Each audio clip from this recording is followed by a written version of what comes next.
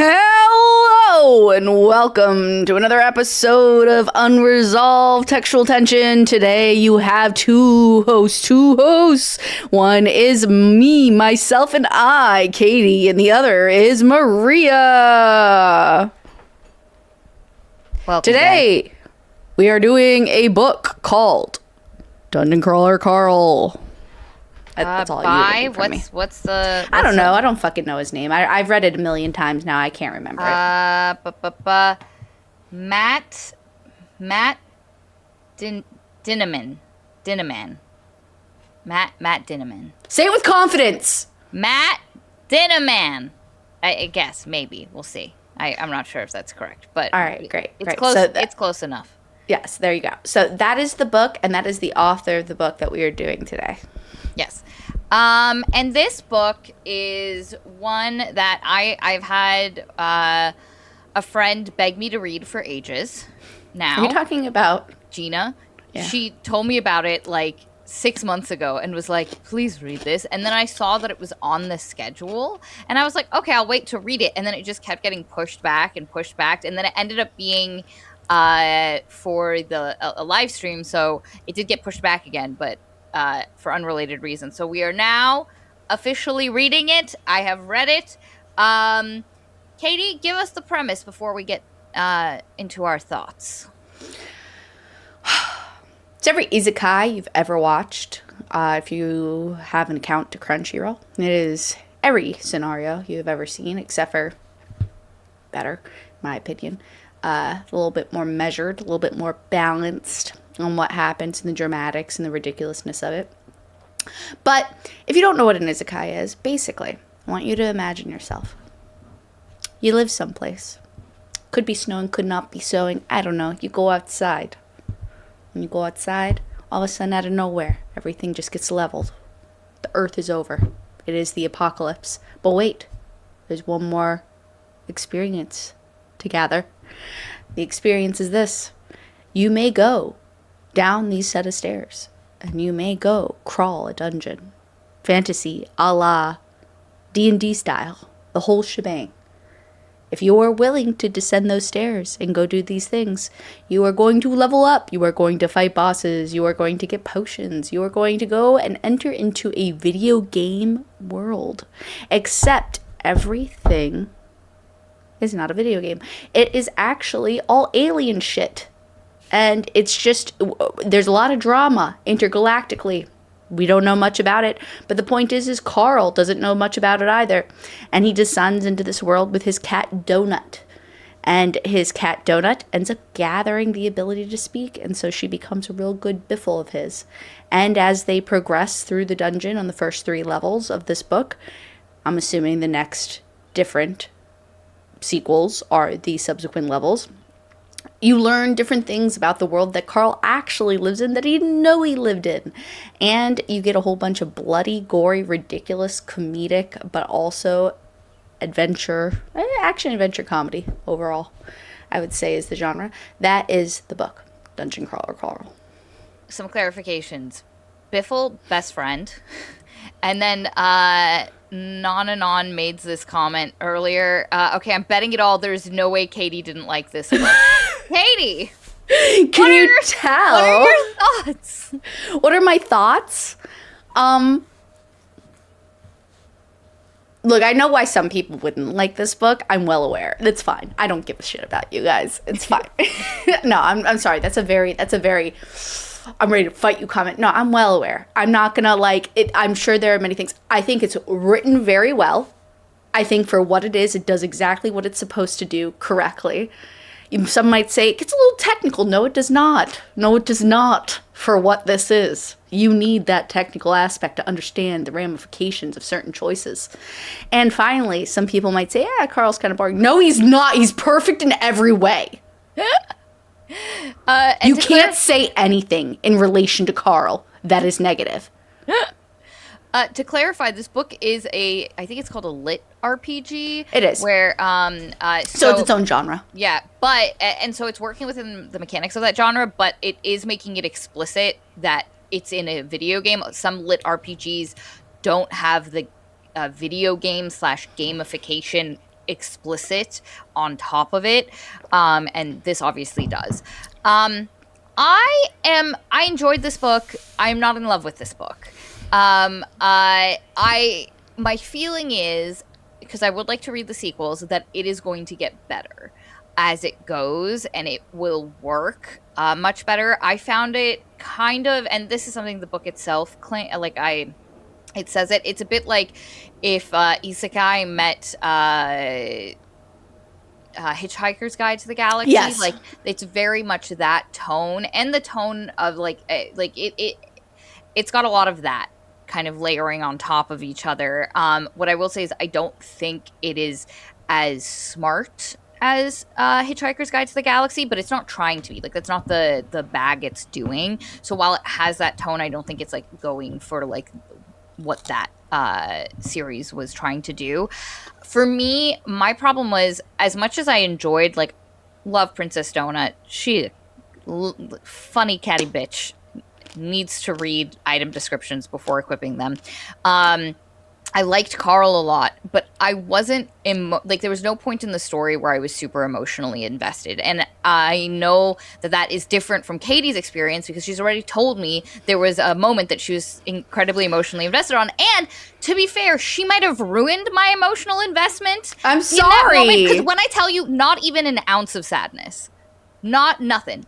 Not even an ounce. So I can't. No, my point in bringing that up is I can't say whether it wasn't the book didn't do its job to get me invested, or whether I ruined everything for you, or whether you I don't know if it was the book's fault or yours, but I'm going to say that it's half and half. I don't think it was entirely your fault. I don't think so, because there have been times where I've known what's going to happen and I still cry at something, and so I think it's kind of like half the book, half you.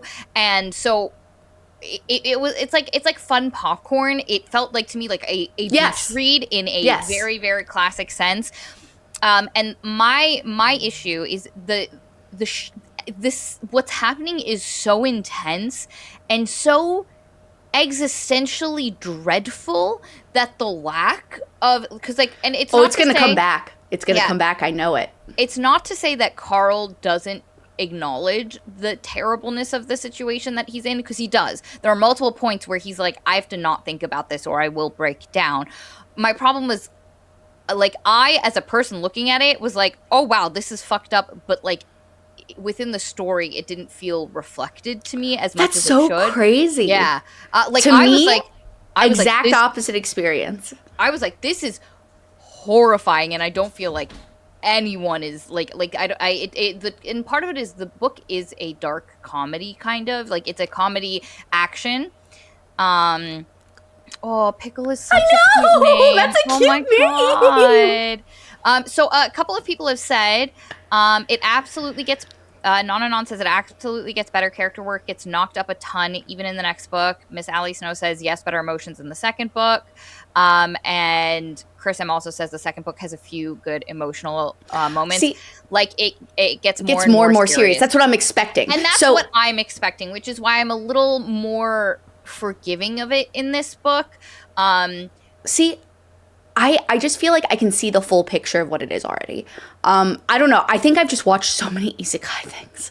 So you usually, no, I mean it. Like, I mean, not just that. I also, unfortunately, have, like, I'm really scraping the bottom of the barrel in a lot of instances where I go on Webtoon, which is a...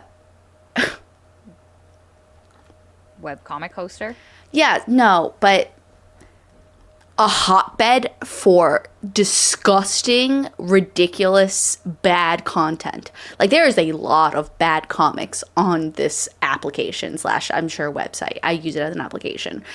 But that being said, they love isekai stuff. They love, I died and got reborn, and now and of course on the female side for the romance, I got betrayed by my sister, and now I've been reborn, and now I know on my second run as princess of such and such emperor area, I'm going to be with so-and-so. And so, like, it's the same thing.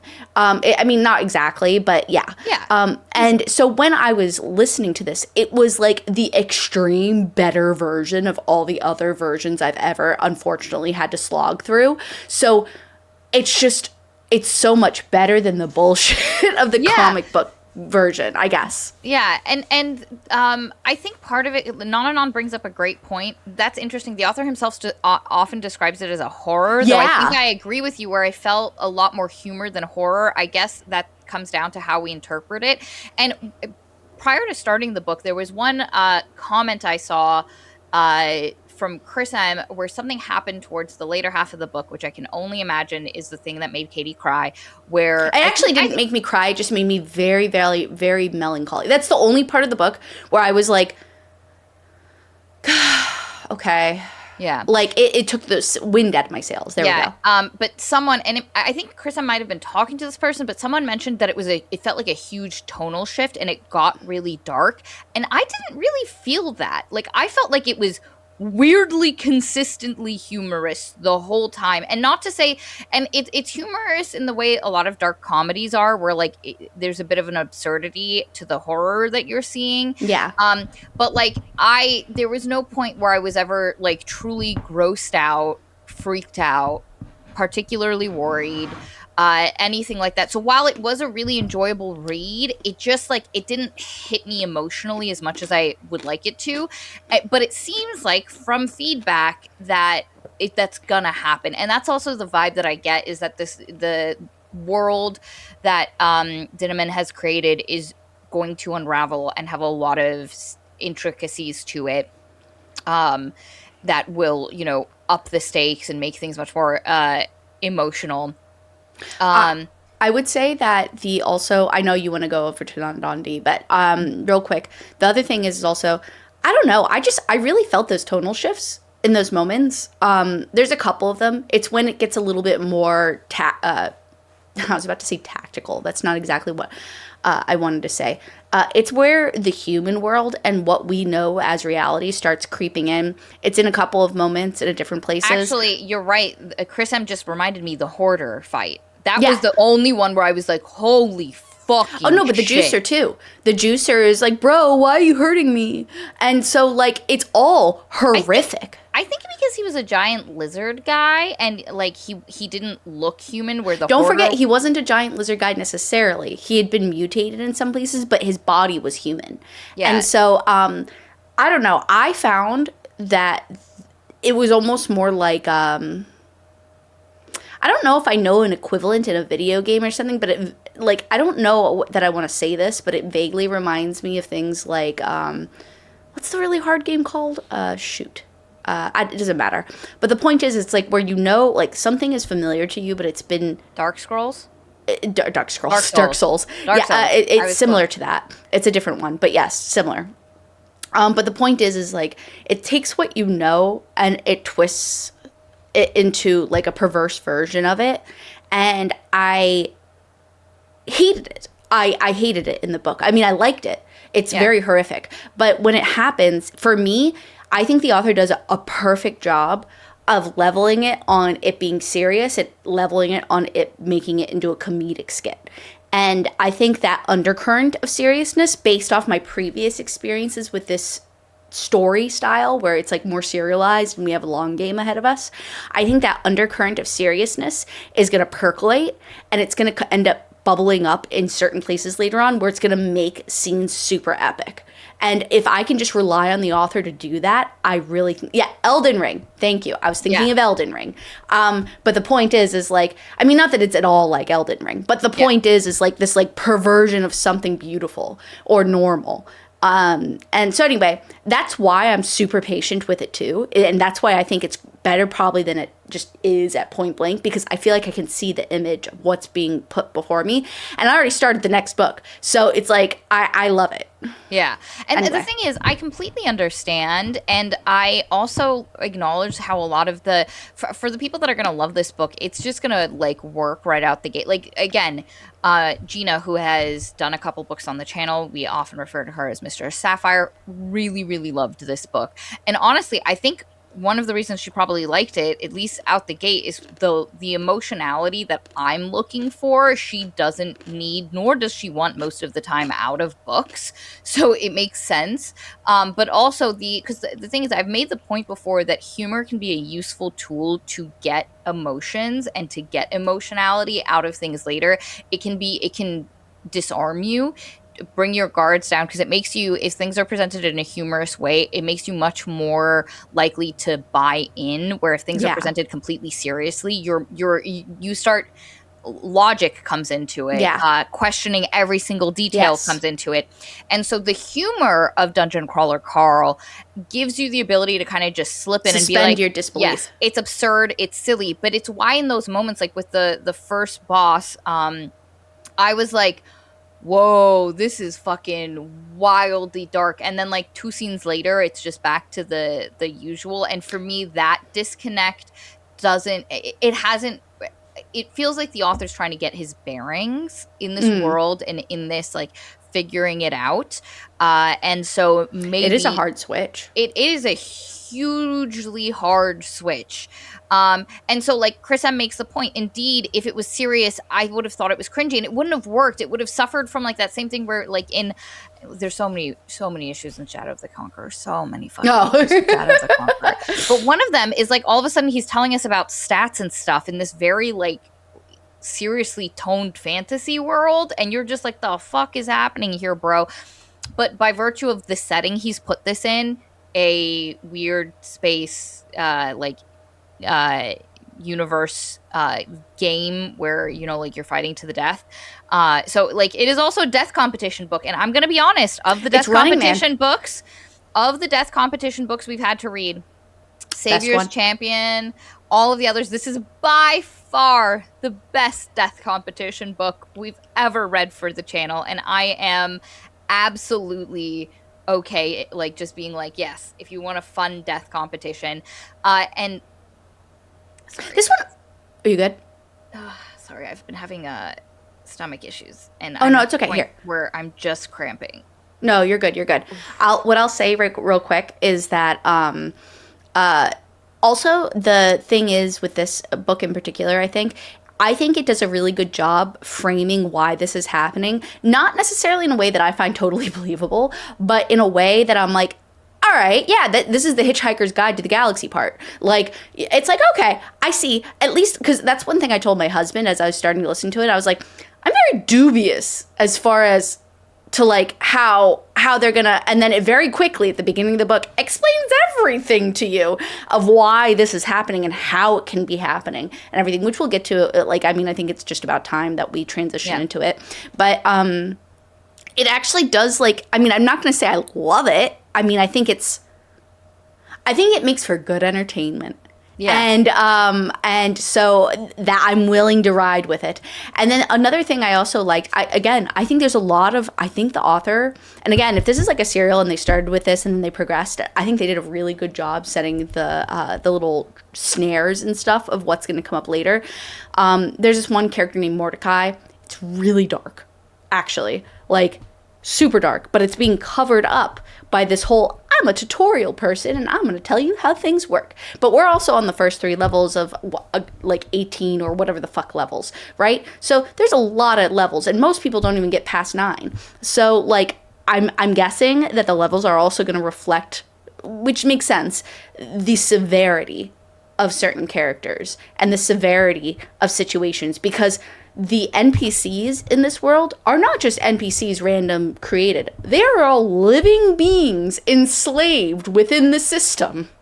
And so I like this dusting of political intrigue that they're giving us. It's because Carl obviously wants nothing to do with it. But we all know he's going to have to contend with it. So I'm really interested to see how that goes. But anyway, also, wait, real quick. I want to see it in the chat and I want to see you. I know it's not relevant at the moment, but real quick, actually, you know what? No, I'll hold off on it. I'll hold off on it until we get to the scene because it's right at the beginning. Okay, so let's get started. Go ahead. Wait, there's 2 things I want to... Weird Charlie says the emotions in the first book track with the shocked aspect. So the tone getting darker as time goes by fits how people start engaging with their emotions again. And they follow up with maybe accidental, but also dark humor that is actually very realistic. And then St. John makes the comment, I think the hard part about this type of humor is you have to swing a lot since you know you're going to miss. And I think the tonal shifts highlight those more. I love absurdist humor, but I'm not so sure this works for me here. And then St. John says, I may be dumb, but this is definitely a commentary on consumerism and capitalism. Yeah, to an extent, I think. But I think that's the veneer. I don't think that's the true depth of it. I think, but I wouldn't know what it is until I read more of the series.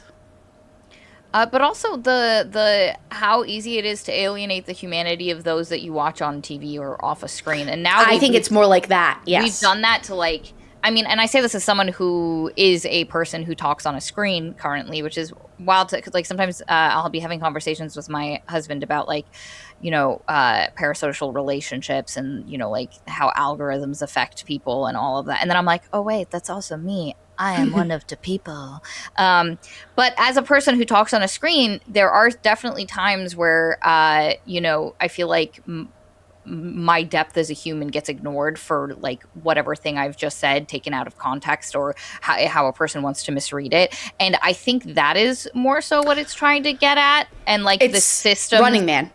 Literally, it's so apropos and so meta when, so at one point, literally at the very beginning of the story, at one point, Carl's like, oh, like, it's like this. And then Mordecai, his trainer, is like, he's like, oh, that's right. This is what he says. He's like, oh, so it's like Survivor. And he's like, oh, and Mordecai, the guy, which we'll talk about in a second, he's like, oh, I love that human show, blah, blah, blah, blah, blah, blah. And then he's like, no, it's more like Running Man. And if anybody's watched I just feel like it's maybe more relevant because there was the new rendition that just came out. But if you watch the older version too, I think Running Man is a better foundational piece that explains the purpose of this novel. It's because it's the same concept. Yeah, it talks about capitalism, yes, consumerism, but more so, like Maria said, the ability to start treating people less than what they are because you see them through an entertainment front, or because also the survival aspect, it's you or me. At what point, and that this is like all the isekai stuff, it always gets to this point. It's like, am I going to help the weak in order to defend them and be a better person? Or am I going to make the smart choice and am I going to do something else? And Carl, I like his portrayal for these choices. Yeah. No, I would say that I find Carl's kind of struggle between those two things very compelling. Yes. And also... I find where he kind of comes to at the end of this book very realistic. But yeah, let's get into it. So this book opens up.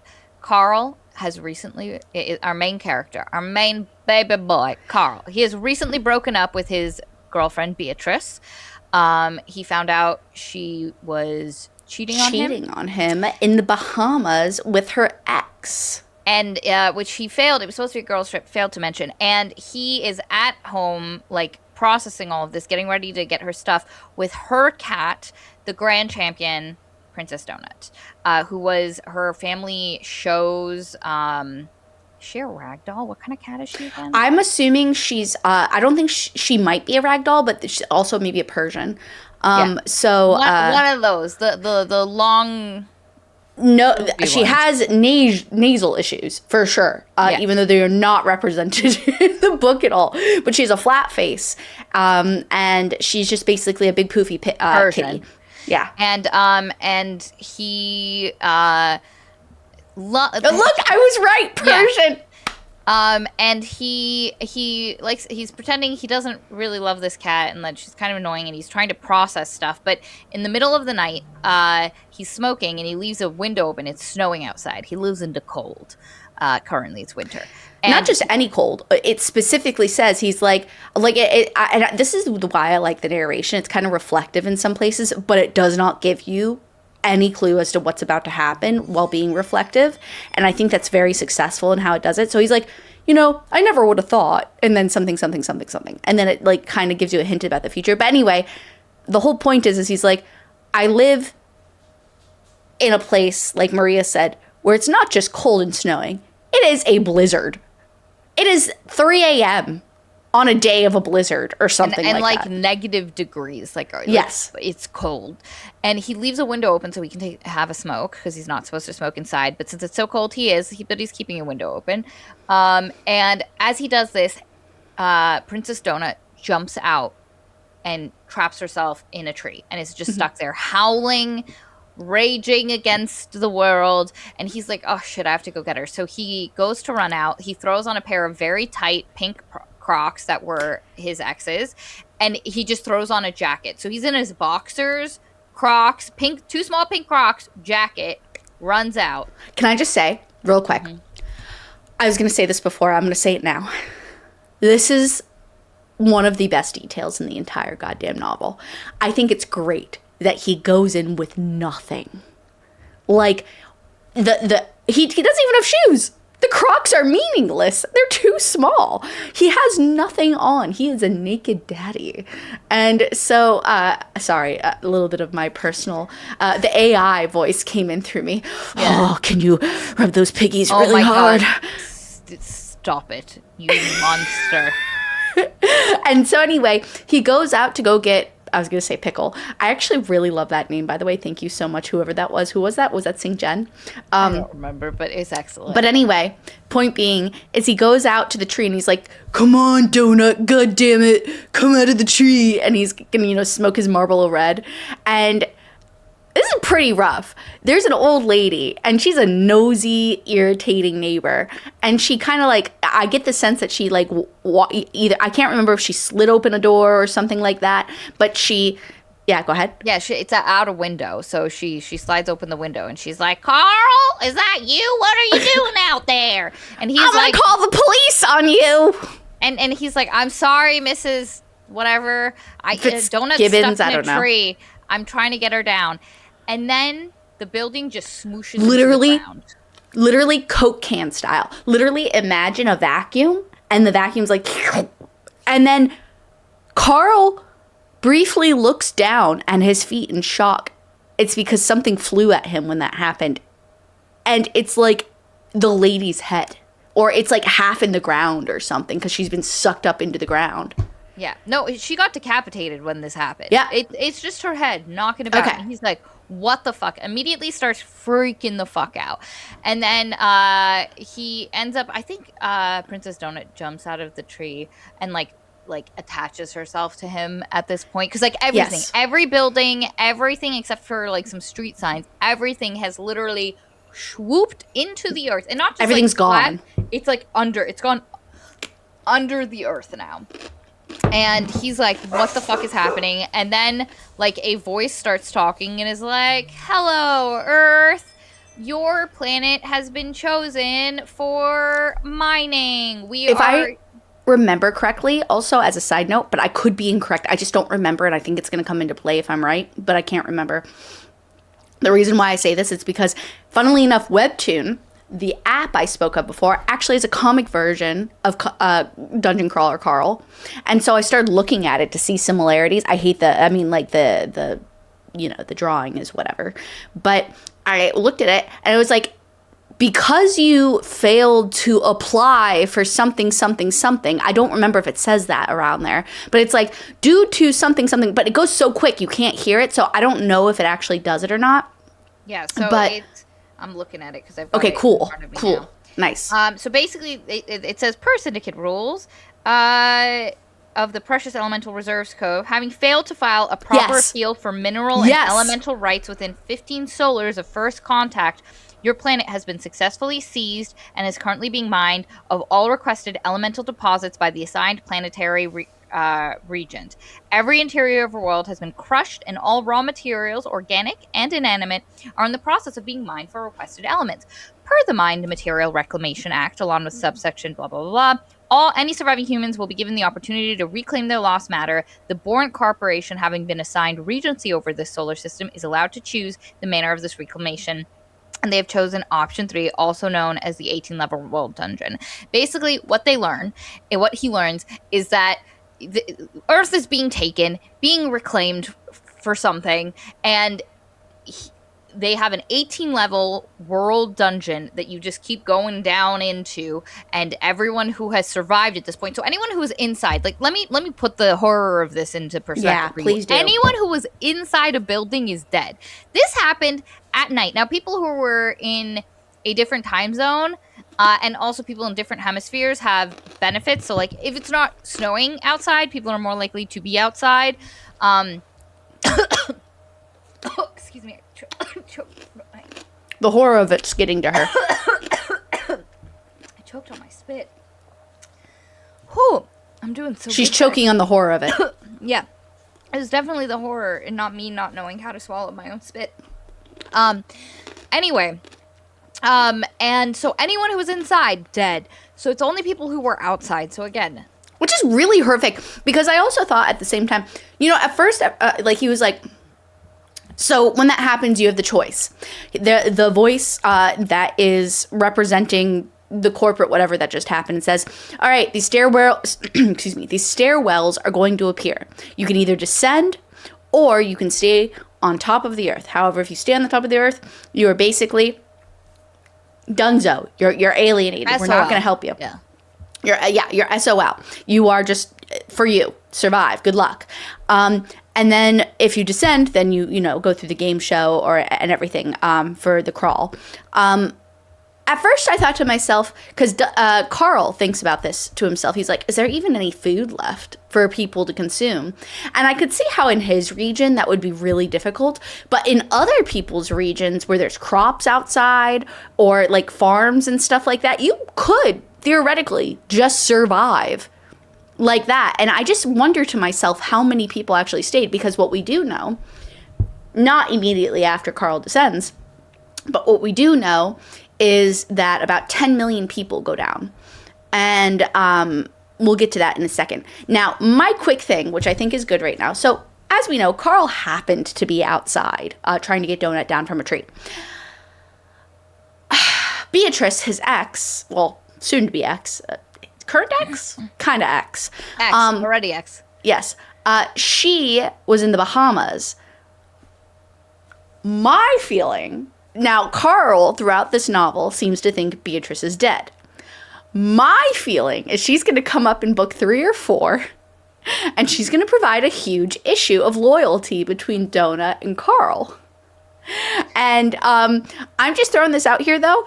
If she was cheating on Carl in the Bahamas, who's to say she wasn't out and about, like hopping bars and looking for new dudes and stuff? Or on a beach doing the smexing. You know? I was thinking that too. I was like, who's to say she wasn't making love on the shore? Carl is like, that bitch was in bed for sure. And we're like, are we? Carl? Are we sure, Carl? Beatrice seems like she was out there doing things. And it's so funny as that kind of... That's one of the funny things that as it unfurls works really well, where throughout the book, Donut slips or lets slip like, oh yeah, when you would leave with your stinky bag, this other guy would come over, and he was like, she was having men over when I went to the gym, and then Donut's just like, yeah, she had like 3 other partners. He's like, 3? And then she's like, well, you're one of them. So, and you were daddy, I think. Yeah. And also, like, and does it count if it's a woman? Because if so, there's one more. Very funny. But yeah, so, like, there is this, like, immediate sense of horror about what's happening. And Carl kind of, because it's literally freezing. It's fucking freezing. Carl has to descend. He really does not have a choice. Yeah. So he starts, you know, trotting down, and also Donut just like goes in and is like, see ya, all buddy. right. And he's like, okay, well, I'm stuck with this cat. That's all I have. Like, I mean, I would also kind of be vaguely obsessed with keeping the cat to myself. It's because it's the one remnant of the life I knew beforehand. And so he descends, and it's warm. So he's like, I need to get to the warmth. I can already feel my toes leave. And by the way, we have not stated this, but it gives it us very early on. Carl is basically, he was in the service. He was a Coast Guard, and if I remember correctly. And he was used to being out at sea. He talks about being in the bunks and stuff. And if you've ever seen any of the, like, or you yourself have also been in that service itself, God bless you. I could never. Jesus Christ, the sleeping quarters. I can't. Anytime I see those sleeping quarters on a ship, I'm just like, oh, that seems suffocating. I don't know. Maybe I'd like it, but maybe not. I don't know that anybody can like it. But anyway, so we know that he does that. He's a really good tech guy. Like, he knows his technical stuff. He is a technician. He seems pretty capable. He's incredibly fit. He's like 220 or 30 pounds, 6'4" or 3" or something like that. He's basically, just think of like a fit military dude. And he's not like, ooh, hoorah, like, ooh, U.S. military. He's not like that kind of person. He's just kind of like once burnt, twice shy type of thing. He's been through, he's kind of gotten spat out. He's just trying to find his way through life type of thing. Reminds me so much of my husband. So I'm incredibly endeared to Carl in a lot of ways. You? Endeared to Carl? No one got that. Everyone's shocked, Katie. You haven't shown any love for him at all. Thank you for the sarcasm. Point being, though, is that he just seems like a regular dude, but he also has a background that allows him to be capable, which is nice. So anyway, they go downstairs. And where are they, Maria? But in a dungeon. Dungeon. Yes. It's the first level. They have we can, like, I don't think we can fib the fine points, but the point is he has so many days on this first level before the whole level collapses. And I think it's like 6 days or something like that. I don't know. There's a couple of days, right? It's 5 days. 5 days. Okay. But so he has like 5 days until the entire tunnel collapses. The whole point is this, and the rules are very specific. He, long story short, has to find a set of stairs that goes down to the next level. Each level has increasingly less amount of stairs to find, and in harder locations, with bosses starting to guard them the lower you get. And so while you're on it, it's best to level up and then descend. We'll get more details on that in a bit. But when Carl first goes down, God, he gets really bad luck because he first encounters goblins. Like, out of all the creatures that he ends up getting into contact with, the goblins are the first ones that he comes into contact with, which I think is really unlucky. And they're also in a giant tank dozer thing. So he, like...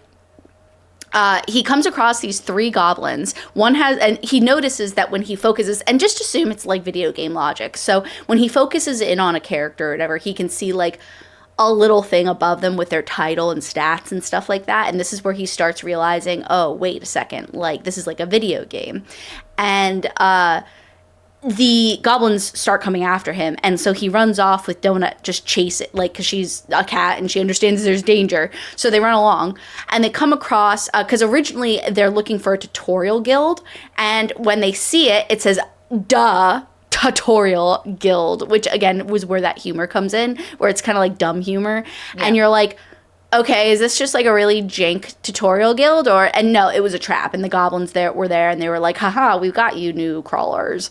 And so they chase after him in the dozer thing, and they finally find a real tutorial room. Well, when they knock on it, the person behind the door is like, what? We're already doing this? I didn't realize we were doing this so quickly, so soon. We were supposed to have 2 more years left, type of thing. And he's like, and then Carl's like, just let us in. We're safe in there, right? And then he's, the guy, his name is Mordecai. He says, I can't let you in when there's danger afoot. And then he's like, hey, wait a second, get out of here. Because Donut goes straight into the room without asking. And so Carl's like, well, I'll get her out if you let me in. And he's like, oh, God damn it, fine. I'm going to get in trouble for this. And so he lets Carl in. I think Carl, before this happens, he kills one of the goblins. Yes. I think he, like, I don't remember what he does. He, like, does something. But I think he throws some punchy punches. Yeah, I think he just punches, and he's like, wow, like, this is, like, crazy. Like, I'm doing so much damage just with my fists. Anyway, so he goes in. They talk to Mordecai, and Mordecai explains to them, well, at one point, Carl is smart enough to figure out that, so, I'm so sorry, that was really dumb. Figured out, he's like, wait, are they still going to be waiting for us out there when we leave? And then Mordecai's like, yes. Well, actually, what they're going to do is they're going to go tell their compatriots that you killed one of them, and then they're going to bring the whole horde here. And then Carl's like, well, I can't let that happen. I mean, he doesn't say that out loud. Instead, he's like, okay, leave this unlocked. You have to let me back in no matter what. And then Mordecai's like, fine, fine, fine. And so he's like, okay, cool. So he runs out. And then this is a great scene because it just shows Carl's. There's a very specific point at this point where it compares wisdom versus intelligence, especially after this moment. And Carl's like, he's like, well, why don't I have more intelligence and stuff like that? And I love that despite the fact that his stats don't necessarily reflect a huge amount of intelligence or anything, he's still, as we know, tacticianally very clever. And so he runs out. I mean, not that this is particularly clever, but he runs out and he jumps onto the machine and he basically annihilates the two goblins. He throws one over the side into the blades, which then gets all choppy. And then the other one, he jumps onto and squishes like a ketchup packet underneath the heel of your shoe. From which point he ends up getting foot fetish rewards from the AI because the AI really likes his feet. Anyway, and so, but then the machine that the car that the goblins were on is going to blow. It's like a bomb at this point. And so he runs, he jumps into the safe room, it blows, he gets a whole bunch of experience and stuff like that. And this is where he gets one of his first loot boxes, and I'll let you take over from here. But one of his first boxes is a platinum or gold shoe box. And I'm thinking to myself, oh, good for him. I'm so glad he gets shoes. And of course, inside, there is no shoe, Maria. What is inside the box for Carl to wear? I don't even remember. Shut up! Yeah, the ankle bracelet. Was it it's a toe ring. I thought it was an ankle bracelet. Which is so dumb. But it does give him, like, some benefit. I think it was to his stats. It was. It was a huge buff. And it's what starts his path to never wearing shoes. What happens next is he basically goes back to the tutorial room and he gets the tutorial because he can't access his inventory. He can't open any of the boxes he's been rewarded, nothing until he goes through the tutorial. And the tutorial is basically Mordecai, who is this giant rat guy, I think like that one dude from Teenage Mutant Ninja Turtles. Mm-hmm. Master Splinter, who basically just tells them about what is happening in this game, how to access, and literally, to the point of focus on this corner, open this window, and, just walking them through. And one of the most important things to come out of this, obviously, he gets the toe ring and thus starts the adventure of him never getting shoes and the game rewarding him for anything he does with his feet, like squishing stuff, and his feet become hobbitier and hobbitier to the point where eventually he's gonna get a pair of shoes and he's like, I don't even fucking need them. I'm stronger without shoes. Not just that, because we're gonna skip this later. The AI ends up giving him a pedicure kit, so that way his footsies can be real pretty when he squishes things. And every time the AI addresses a kill, when he kills them with his feet, he's like, sorry, I have to get in. You have to get into character. Yeah, get those piggies dirty. I like watching those piggies. And that's how it talks. It's really disgusting. Yeah. A couple of people have mentioned this. So I read this and audiobooked this, as I often do. But the audiobook narrator is excellent. And not just at the main voices, the almost every voice this guy. And I'm pretty sure it's just one person. Excellent. Narrator. It took me a minute to get into Carl because Carl felt like he sounds like a goofy character. No, he sounds like Crunk. He does, but that's what I'm saying. The actor that plays Crunk. He sounds like Shaggy. Oh boy, Scoob! That's how he talks, sort of. That one actor that's like. Oh, what would yeah. The guy. If you've seen the voice actor, if you've seen the voice actor who played Crunk from Emperor's New Groove, that guy. And so at first you're like, is this a bad Crunk impression? And eventually you're just like, it grows on you. It grows on you, but it took me a second in the beginning. It did for me. I was like, the fuck? It's because, you know why? For me, it sounded like he had water in his throat or whatever. It sounded like he had bubbles in his throat when he was speaking. There were little gurgles. Yeah, because he does kind of like have those like moments where like Oh boy. yeah, like I know, I can't fucking do it. You keep doing Goofy, and it's fucking hysterical. I'm Oh. loving your Goofy. That's all. I can't do accents or impersonations. That's my best. Maximum himbo. Yes, exactly. Yeah, maximum himbo. And so they go through the thing, but one of the other things he gets from his first encounter was a like legendary pet box, because he came in with A cat. with a cat, and it's now his pet, and it's this like treat that he can give that will alter the pet in like weird ways, and it could be like good or bad. And he was like, maybe I won't give this to her right now, but she really likes the treat. So Princess Donut, the cat, flies out of nowhere and grabs the treat and bites it, and then immediately turns into a puddle of meat goo. And they're like, oh frick, that's shitty. And he was like, Mordecai's like, she's gonna turn into something, we just don't know yet, so like just let's finish the tutorial. This is where a couple rules also come in. So all this is very important. Obviously, we're gonna miss a couple. It's not the big deal. If you want to like go enjoy the book, enjoy the book. But the point is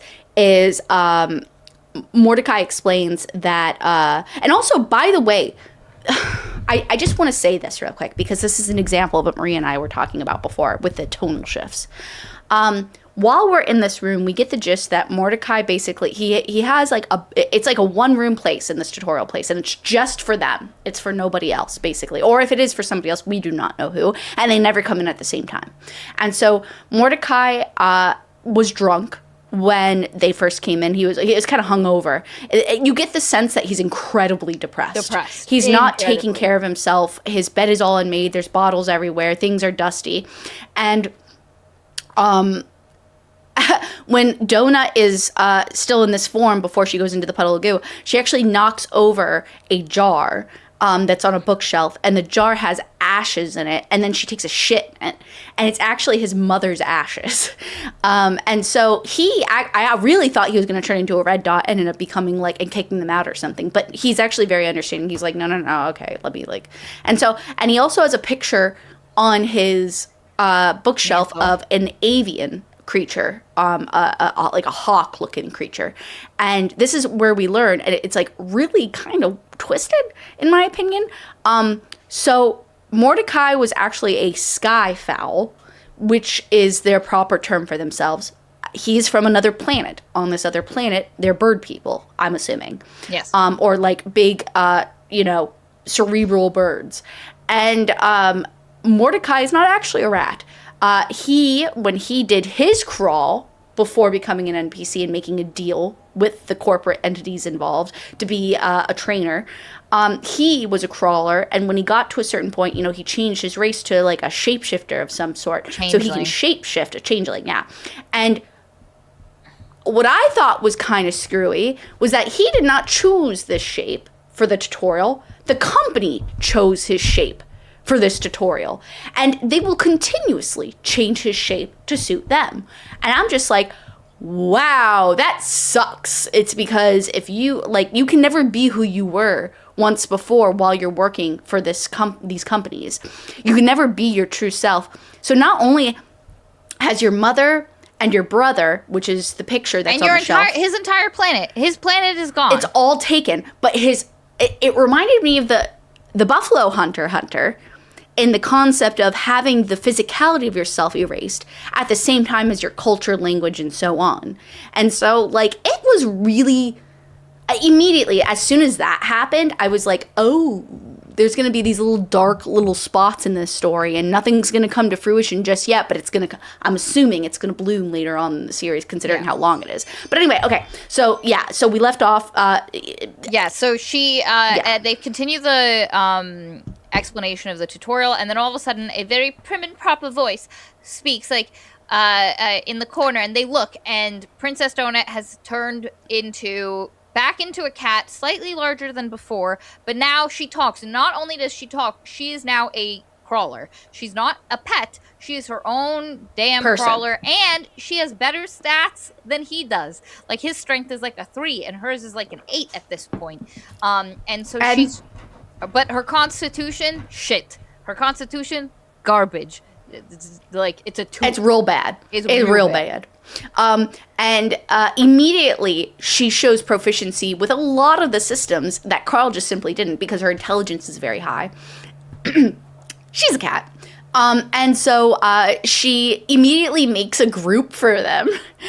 And their group is, of course, like, you know, whatever Princess Donut, the royal court of Princess Donut. Princess Donut, yes. Yeah, and then Carl is her bodyguard. So his name is Bodyguard Carl. Yeah. And he's just like, what the fuck? And then Mordecai explains, well, she's a higher level than you, and since you guys you're in a group right now, you know, like, she can make the party name and stuff. And then one of the other things that they do is, as they're opening their loot boxes during this time as well, Donut, for some reason I struggle with her name. Anyway, Donut ends up opening a box and there's a tiara in it. And she's like, ooh, perfect for myself. And immediately equips it, even though Mordecai told us 2 seconds before, do not equip anything before you fucking read it. Yes. And long story short, this is like a cursed tiara. Basically, once you wield it, you become part of the royal line of level 9's royal line of something. And it's just basically, imagine a big old battle royale between a whole bunch of royal people, and you have to fight to the death and kill each other for the throne in order to go down the next level. And that's what she's going to have to contend with at some point. But anyway, she puts it on. She's like, but it has purple on it. And so Mordecai turns to him and is like, look, dude, she equipped that to herself. You could really just leave the group. Like, you don't need to stay with her. Once you get to level 9, maybe hell out of Dodge. Yeah. And they go out in the hallway afterwards, after they get taught all their little stuff and the rules and such. And when they go out into the hallway, immediately, like, Carl's, it's so funny because Donut's like, all right, we're going to do this. And Carl's like, no. Okay, so you're going to go that way. And I'm going to go this way. And we're never going to see each other again. And Donut's like, wait, Carl, please don't leave me. And then she, like, tones down the thing that she had go, like, the voice she had before. And she's like, I'm going to be real with you. So part of me, I am an asshole. I know that because I'm a cat, and I know, and I'm part of a royal line. And so, like, you know, because she's a show cat too, by the way. Yeah. I don't think we specified that, but she's a show cat, and she's won a ton of ribbons. She's very, she's a like, grandmaster in show. Yes. And so she's like, so that's a part of me. Mrs. When I was with, what's she call her? Beatrice, yeah, Miss Beatrice.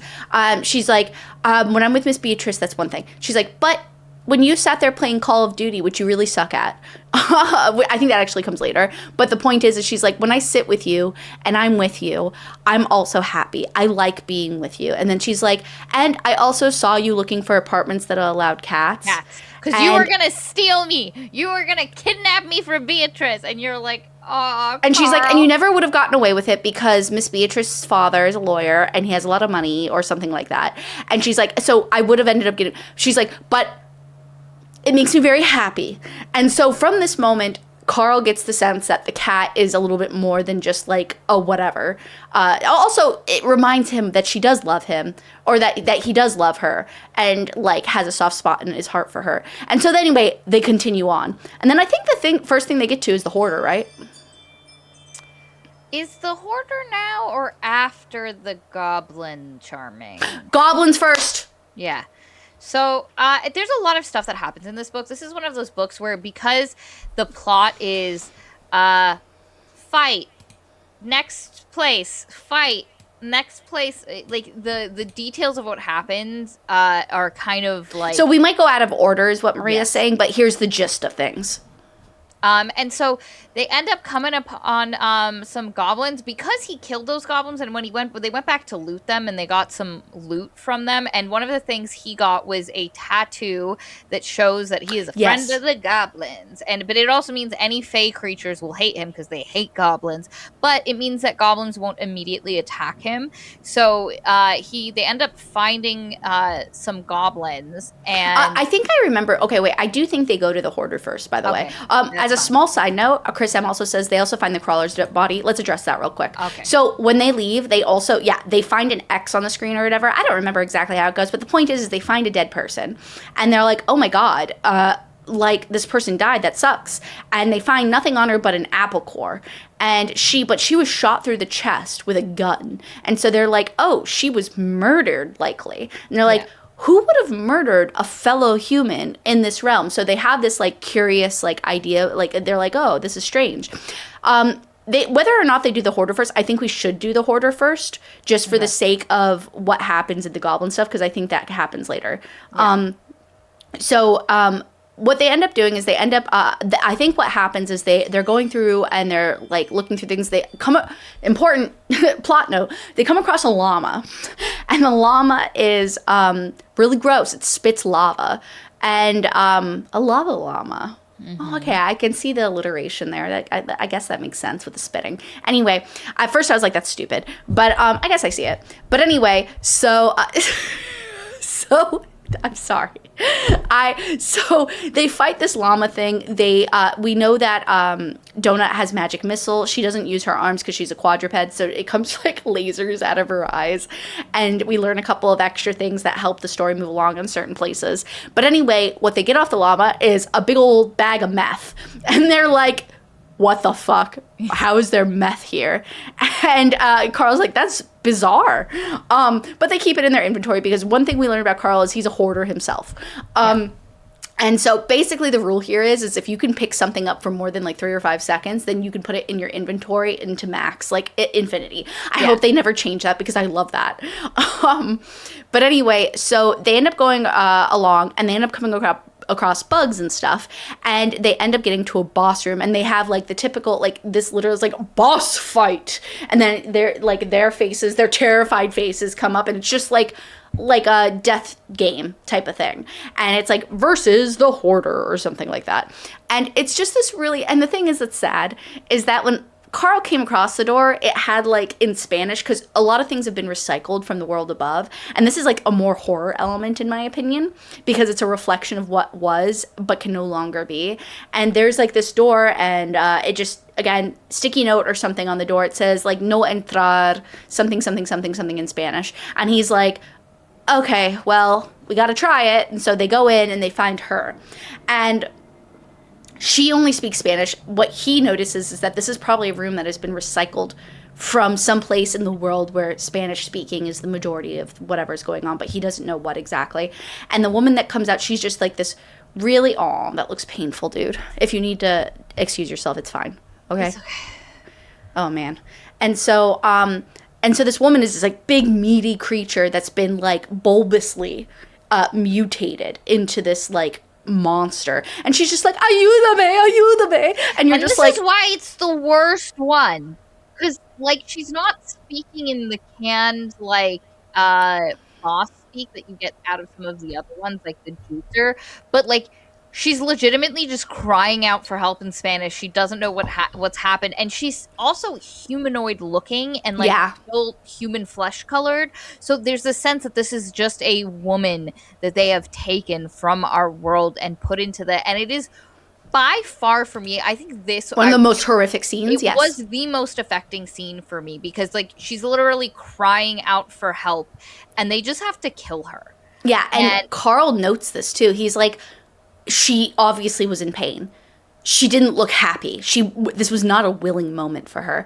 And he's like, but I can't do anything but attack her. And so, like, he can't help her. And I almost thought for a second that we would go down that route, and that he would somehow cheat the system and help her. But I'm glad that he's not able to yet, because I like the horror that it puts him through. And maybe later on that'll help shape him into a better crawler, if you will, and maybe he will be able to help future, like, but we're also informed later on that the deeper you get, you're not going to get human bosses like that, so maybe not. But anyway, and the thing that sucks about this poor woman is that she vomits up bugs, and so and then when the bugs come out, they attack them. So long story short, they kill her, and they get a lot of experience and stuff from it. They get a couple of different things. And then, they move on past that point. Then what they do is Carl realizes they're going to have a lot of ground to cover. and they need something that'll make them go faster. So he is like, oh, I remember the dozer thing that the goblins had. They have engineers. Maybe we can trade or get an engineer or something, or like, some type of exchange. And so he goes to the goblin area, and because he has his tattoo, he's allowed in, and they turn from red dots to white dots, so they're like NPCs again. And so he goes deeper in with Donut, and they get to these two shaman ladies, which are more of the leaders of this area, shaman goblin ladies. And because Donut has such high charisma, all she has to do is like blink her pretty eyelashes, cat eyelashes, if Persians have eyelashes, or wiggle her whiskers, if you will. And then they're just like, oh my God, we love you. And so they're like loving on her and stuff. And even Donut at one point, and this is where another dark part comes up, by the way. The women shaman kind of explain, and during this interaction, basically Carl asked for a motorcycle or some type of vehicle. Chopper. Yeah. And they're like, yeah, we'll give it to you, but only for an equal exchange. He takes out a whole bunch of stuff. They don't want any of their stuff, not even the gunpowder he has, because they're like, are you kidding me? We have a million things of gunpowder. But then he brings out the meth bag, and they're like, oh my God. You have llama meth? No, actually, to be fair, he says, I'll tell you where I got it from once you're done, because they want to know where he got it from. And he's like, but I'll trade you this for exchange. And they're like, okay. So, the engineers work on it. They're talking, they're hanging out. And during this time, Donut's talking to the ladies, and we learn from their culture that the shaman, whatever, the lady shamans. Shamanka, thank you. Don't that ask me how I remembered that. How did you remember that, Maria? I said don't ask. And so anyway, they're explaining that they hate their life, basically. That they too are from a place that they've been stuck on this first floor, and that the dream is, they're told, if they can as a society be stronger and make it to the lower levels, they'll have a better life. And so she says, we dream one day of being able to take our little ones to a safe space, so that way they can keep coming and attacking us. Yes, for no reason. Yes, because they're stuck on the first floor. All the new crawlers always attack. And so they're like, we just dream of a deeper level in the dungeon so we can have more safety. And Carl's like, Jesus. And then Donut Donut's Donut. And so they discuss this, and at one point Donut even asks, especially like once the motorcycle's done, and they explain that it works on like coal and stuff and all this, how it works and everything. She's like, turns to the one shamanka, and she's like, you can come with us if you want. And she's like, no, I have my own little ones and things like that, or whatever. And Donut's like, all right. And then the other shamanka is like into Carl, and Carl's like, no, thank you. No, thank you. And then they're like, so where'd you get the meth? And they're like, the llamas. And then all of a sudden, in a whirlwind, all the goblins are like, we knew it. We knew they had the meth. And then they all were like, to war. And then they all fuck off. Leave the entire area, and it's just Carl and Donut. And what does Carl do, Maria? So he has figured out how to make like little bombs and stuff like that based on with what the goblins have provided him. They have dynamite that's really powerful. And he was like, oh, look, there's the boss room. We'll just, Donut, you run in, throw the bomb, and then get the fuck out. You're faster than me. Not just that, but Carl also steals everything. Yes. He takes the tables. He takes as much he takes so much coal. Chris M. made the point that if it is not nailed down, it's going in this guy's fucking inventory. Which I get, because I do the same thing. So my husband gets irritated with me when I do that. Not in real life. And so I'm not a kleptomaniac in real life. Yeah.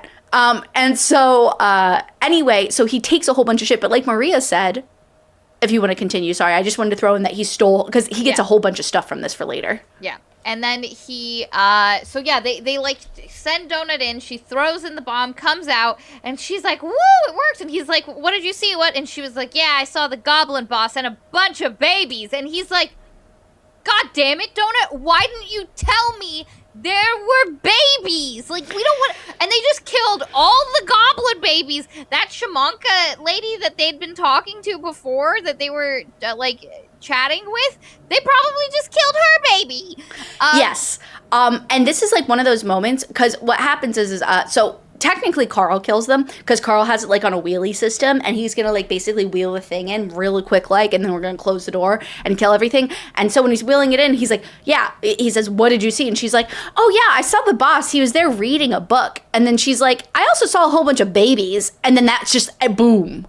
Yeah. And then Carl's like, and then they get a whole bunch of achievements for baby killer.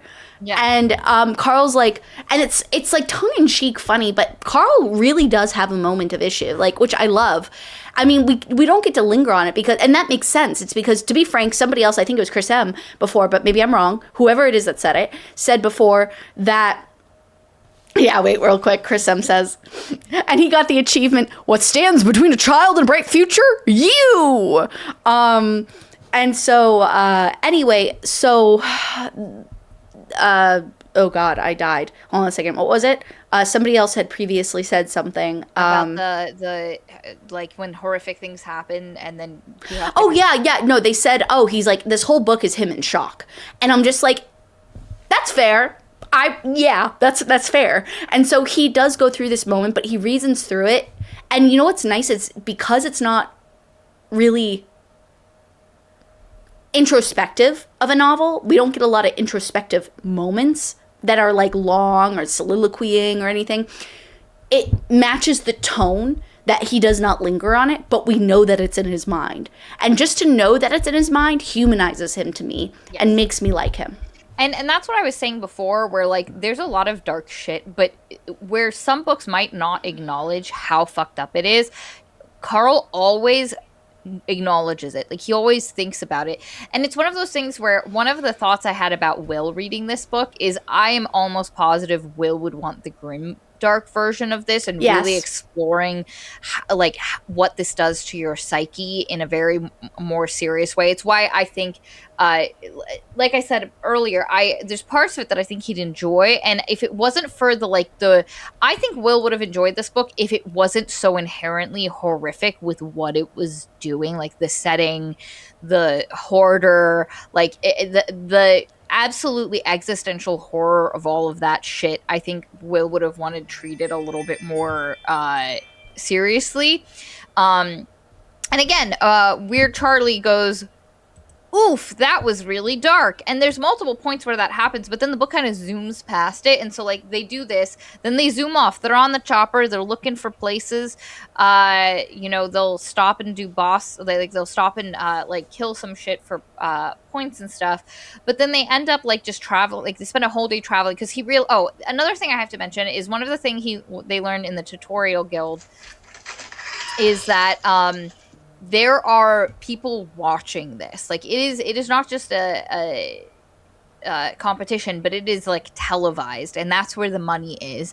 And different corporations get to be in charge of the different planets that are used and are being reclaimed as part of this process. And so, depending on the year, a different corporation is supposed to be doing it. And the corporation that is doing it this time is called the Barant Corporation, run by the Kuatine race.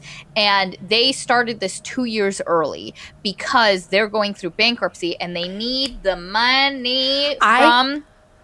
I love this the social political background thing that's going on. Mm-hmm. I think all I can see is potential.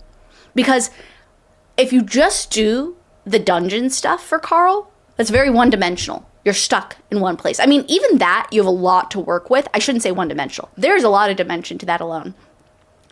But then if you bring in the idea that they have to be on shows, like we're about to explore in a little bit, and then you bring in the idea that beyond those shows, there are corporations who have machinations that have machinations behind everything that will affect them in the dungeon and then thereafter, because depending on what happens after, we don't know. Like, for example, Mordecai's whole thing is that we learn in a very short order that he's supposed to be able to retire after this, basically. He's going to get a nice chunk of change. He's going to be able to either return to his home, which he will not, or because there's like nothing left, or he will be able to, Just be a go normal do member. anything. Yeah. Yeah, of the syndicate, if you will. And so there's a future for him. But is there a future for him or anybody else if a certain corporation goes under? I don't know. And so bringing in that influence makes it so much bigger. So for the serial, it makes sense why there's so many books. Yeah. Sorry, absolutely. anyway. No, you're fine. There's a couple of things. So I wanted December 3305 says, if I remember right, the book also goes to some lengths to explain that the characters don't actually die, but just have to start Yes. again. So there's already an excuse available if you want to take it. I don't remember that. I remember it saying that they died. Yes, they will. So after the babies are killed, after the babies are killed, when he gets one of the achievement things, he's like, the voice is like, so each one of those babies that you killed, they're actually going into stasis and they're perfectly fine. And then 5 seconds later, they're like, oh, just kidding, I was lying, they're all dead. Yeah. And so, yes, you will die. And then also, if you're an NPC and you go down a level that you're not supposed to, so far into the book, you will disintegrate and die. So some of them will respawn into other locations the deeper they go, such as Mordecai, but it doesn't always keep depending on the situation. Yeah, I completely. And then Chris makes the point, to be honest, if you pay attention, the funny bits are in the AI narration, and in my opinion was meant to point that all of this is only funny to the AI and the alien and not audience. Yes. So while that's true, I will say the tone of the narration for me also feels comical. I would agree. Like Carl's narration is not horrific, and also there are certain things like the antics between Carl and her that are funny, like the dynamic between them, some of the stuff she does, the fact that she's always equipping stuff, like the fact that it, like in a more serious version of this, she would learn much quicker that she cannot just keep equipping stuff because it literally endangers her and Carl's life. And that's not it. It's a funny, fun thing that she just keeps not remembering the thing. And so while I will say that yes, and from what it sounds like, so Chris M says, but because it's predominant in the first book, it's easy to read as this is meant to be funny.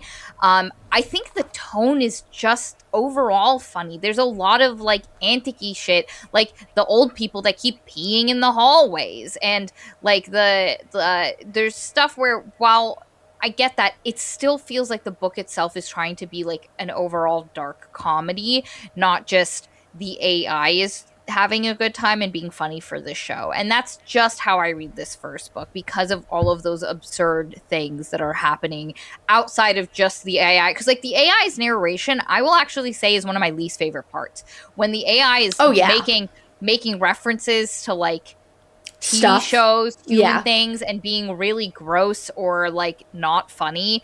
Like it's supposed to be, the idea is the AI, when it's like new achievement and it tells you this stuff, that the player is seeing this, but also anyone who is watching is also getting the benefit, and so it's supposed to be funny to them, which I get. But like me personally, that's not the stuff I found as funny. I think the only one that I really found funny was the what's between a child future and a bird, like you, and like that was the only one where I was like, oh, that's funny. But the rest of it, I was just like, it felt schlocky to me, which is supposed to. It's supposed to be schlocky, but I wouldn't say that was where I found the humor in the book, if that makes sense.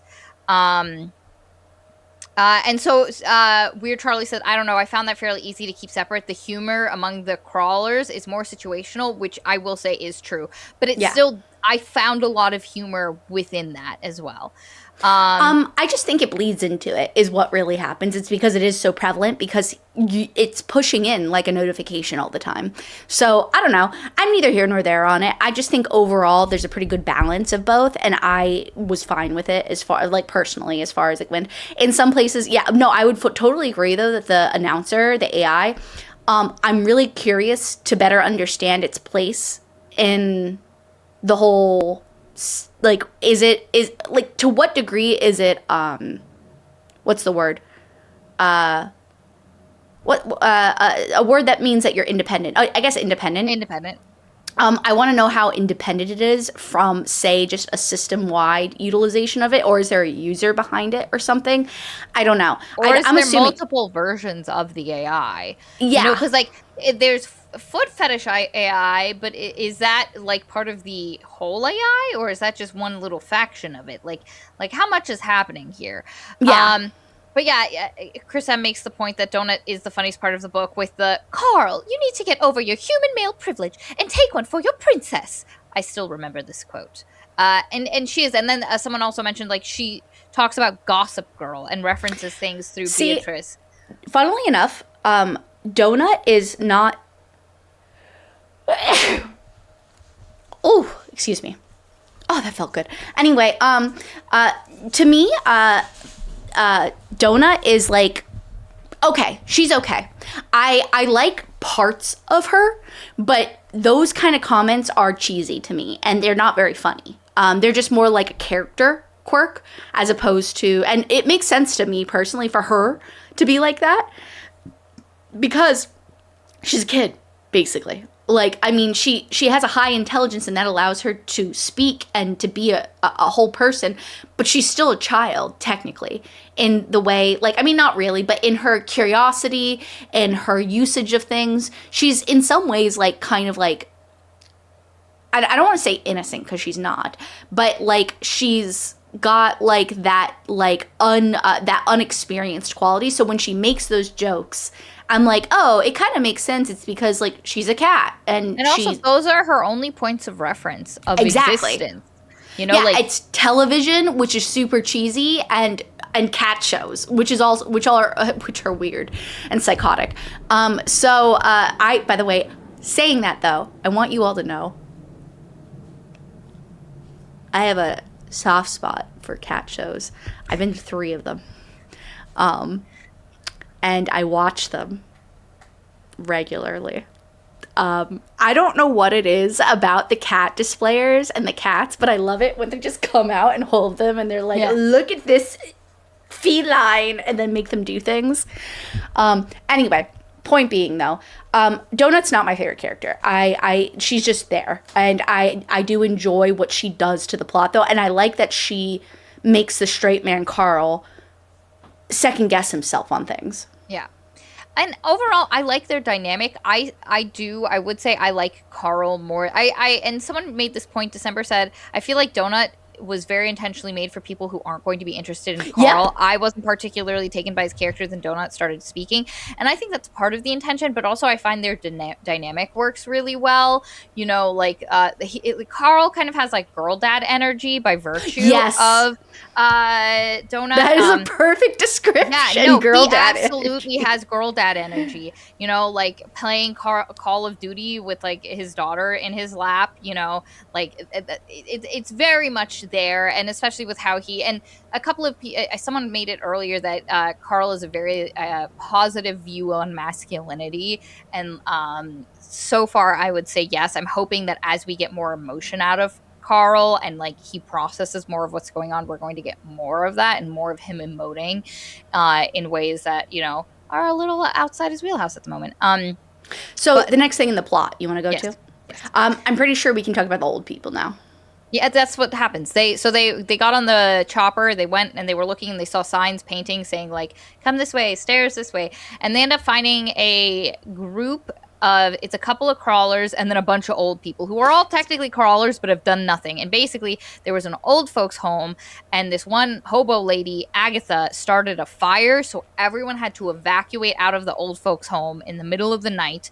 And so like there was the people that worked at the old folks homes, Brandon, Chris, Yeah, you're right, Chris. Yolanda, and Imani were all people who. Oh wait, yeah, we have to talk about Frank and Maggie. God damn it! I forgot about Frank and Maggie. Chris M. God damn it! How could you tell us our faults?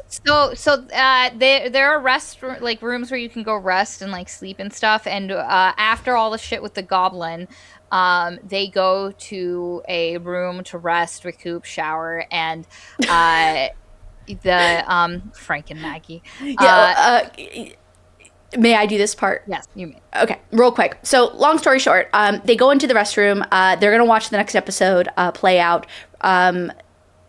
I was about to call him Frank himself. God damn it. Carl goes and starts resting. And then Donut goes to go use the restroom. She's like, Carl, there's somebody in the restroom.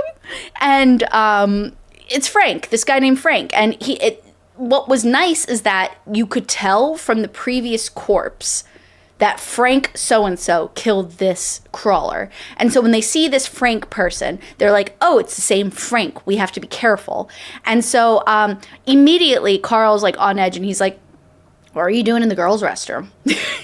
And Frank is like, I was sleeping. And he's like, why would you sleep in the girls' restroom? And he's like, because it's a safe space. And, like, that's what I've been doing so far. I'll just sleep in the restrooms for safety because nobody can attack you there.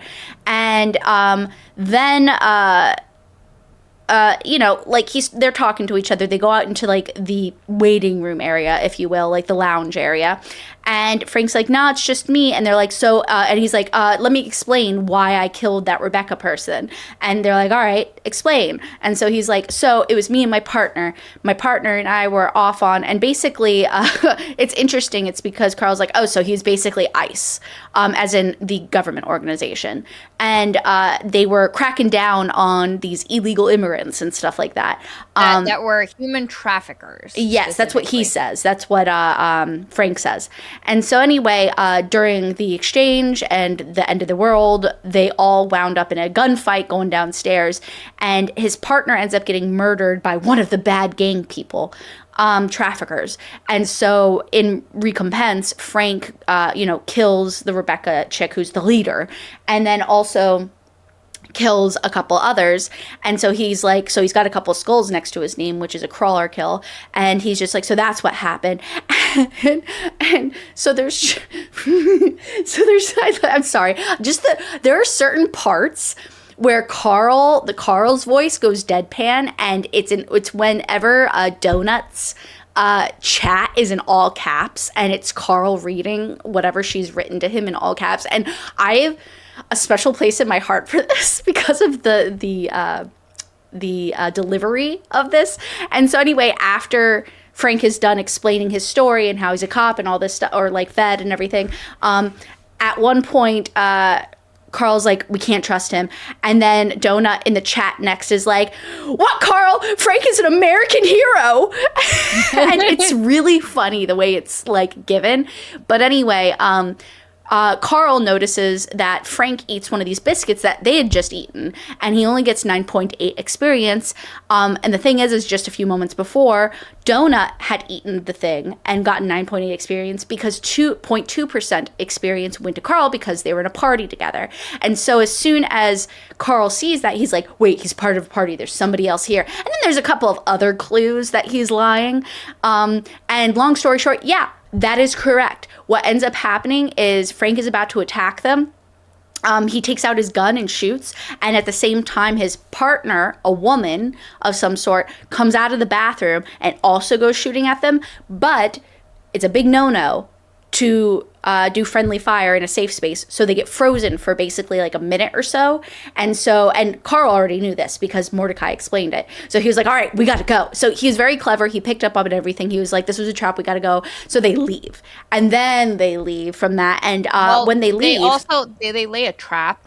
I'll let you explain this. No, I can't. No. In a few moments, I'm going to have to get up and go downstairs for a brief moment. But yes, go ahead. They kill, I think it was a rat. They kill something, and they're like, this guy, because Rebecca W's body, the woman who had been killed by Frank, had been completely looted, completely naked. So they were like, these guys are loot hoarders. So we should. He figures out that he can put a stick of dynamite that is lit into the inventory of this rat, and he picks one that's like really low, like almost about to go off, so that when they take it out, it'll be lit again and it will explode. And so he tests this, he figures it out, he throws some blowy uppy shit into the rat, and he was like, a little present for if they come running after us. So they find the old people and their 4 attendants that had been taking care of them, and basically the Agatha had just, like, when the world ended and everything got squished, the one crazy old lady who was homeless ended up rolling herself down into the stairs, except they turned into a ramp. And then they were like, okay, and it was warm in there and freezing where they were. So the attendants were like, okay, let's just roll them in for a bit so that they can stay warm, and then we'll figure out what we're going to do. But then they couldn't leave, and then they were stuck in the show. And basically they have just been taking care of these old people and trying to like figure stuff out, and they stumbled upon a staircase leading down, but it is cut off, and you have to do a borough boss battle. So there are a couple different, there's neighborhood bosses, borough bosses, and then I think city bosses, and it gets much harder. And basically so far borough bosses have been much harder to kill than the neighborhood bosses that they've done. Like they watched one where like 40 people went up against a borough boss and weren't able to defeat it, because they every day they get a recap of what happened that day, and they can kind of watch what's happening. Donut is real upset they're not being featured on and real upset also that Lucia Marr and her 2 dogs are being featured, because Donut as a cat does not like dogs, Yes. especially Cocker Spaniels. But that being said, there's this I think she's from South America, if I recall correctly, but I don't remember what country, if they said. But Lucia Marr is basically a kid, a punk girl kid, and she's got 2 Rotties with her, and she's just going around and annihilating things. Yes. I think she's already acquired quite the number of fans because of her 2 dogs and herself and her being young and like kind of like intense. Mm-hmm. And so I think she's like, just the description that we last get of her, of her armor and stuff, I'm like, oh, I think she's being favored. Yeah. And I think she's getting a lot of nice loot. Yeah. Because Carl gets nothing, to be frank. So no far pun. in this book. But yeah, so these people are, and one of them, I think it's Imani, is quite a high level, and she has a bunch of the player X's. So when you kill a fellow player, you get a specific skull thing next to your name. So when you kill a borough boss or a neighborhood boss, you get certain markers. But if you kill people, you also get these. And Imani has quite a few, and it's because she has at multiple points, because of injury or certain reasons, had to kind of take out some of the residents of the old people's home. Yeah, just to save them the pain of continuing. Yeah. Because even though their wounds might have been healed, like if they were physically ill, if they were cognitively impaired, it did not heal anything. So a lot of people, dementia and issues like that, they just were not capable of going on. And and so it's really sad, because like it's a shitty thing, but she's like level 11, like she's much higher than everyone else, and they've just been trying to like deal with this, and while also like fighting and figuring out like what to do and getting people. And basically I shall be back. Okay. Keep going. They found a place where, like one of the safe rooms that was like a Denny's or a Waffle House, and a bunch of the old people are in there just kind of staying safe. And some of them were like, nope, we're just going to stay here. Because what happens is, if you're in a safe room, like you can stay in a safe room the whole time. And some of them have like people that'll make yummy food for you and stuff like that. And so if you stay in the safe room, once the level collapse happens, which is the time limit for you needing to get from the level 1 to level 2, if you're in a safe room, you die. You go out. And so a bunch of the old people are like, nah, babe, that sounds way better than playing this dumbass fucking game and dying some other torturous way. Let me go out in an instant, happy death day kind of choice. And but for the other people, they're trying to figure out a way to kind of get them down the stairs. And our boy Carl, being the bleeding heart that he is, wants to help them. And so he and Donut go off to kind of scour around, see what's around, and do some training themselves. And they get something here. I forgot what it is. They get something, some sort of loot or something at this point. But then Carl, he has a conversation with Mordecai. The two of them, actually, they face a boss, him and Donut. I think it was the juicer boss. And it's the first time that Donut has to really use any physical strength, because she normally just uses magic missile, and she's so like grossed out about getting blood or anything on her that she'll use like higher levels of the magic missile than she should, because she only has so much mana points. And unfortunately, the downtime between her ability to take potions to give herself more mana is very long. So she needs to be like economical with it, but she'll throw like a level 6 at something when she could have used a level 3 and it would have worked. But in this battle, Carl gets kind of trapped and he's like getting wailed on by the juicer guy, and she has to like attack him, and she like hits him in his vein on the side of his neck and kind of like potato. They said something like a potato peeler or like a food processor goes at him, but it ends up injuring her. Like she gets quite injured because she gets hit, and again, she has the constitution of a bebito. And he ends up like she ends up coming to and surviving, and like is very chuffed that she saved Carl and is trying to use it as like guilt stuff. But then they end up talking to Mordecai, and he mentions that for every boss there are weaknesses. For instance, with the I forgot what one of the other ones they did.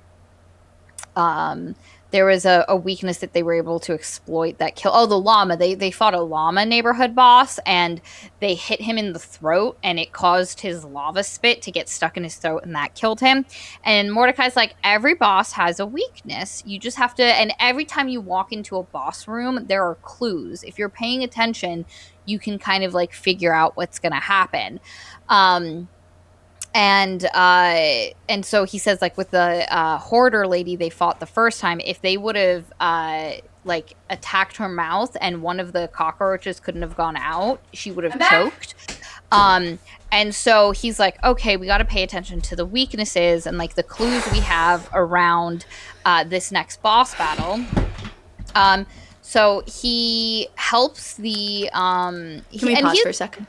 You're fine. Yeah. Oh wait, am I interrupting you in the middle of No, you're fine. Don't mind me. Give me a second. I had to go outside to receive a delivery. Mm-hmm. It's really hot out. You look like you have just been you look like you just spent 15 minutes in the sun. I didn't. I spent about 4. I'm trying not to be too sweaty right now. It is so hot out, everybody. It is so hot out. My husband's out there right now working on the cars, and I'm just like, you're going to be so much skinnier than me. He's just outside sweating all the time. Anyway, where'd you leave off? I was talking about how Mordecai explained that bosses have weaknesses. Oh, yes. And I talked about, like, the juicer battle, and then, and how, so going into this next boss battle for the burrow boss, Carl has kind of devised a plan based on the clues he's seen. And are we talking about, we're talking about the Tusk Lake ball thing? Okay, cool. And so they create a structure that will make a one of the things they kind of noticed from above is that it was kind of set up like a maze with different walls, and so something was going to come rolling at them, so they aren't really sure what it's going to be or what it is just yet.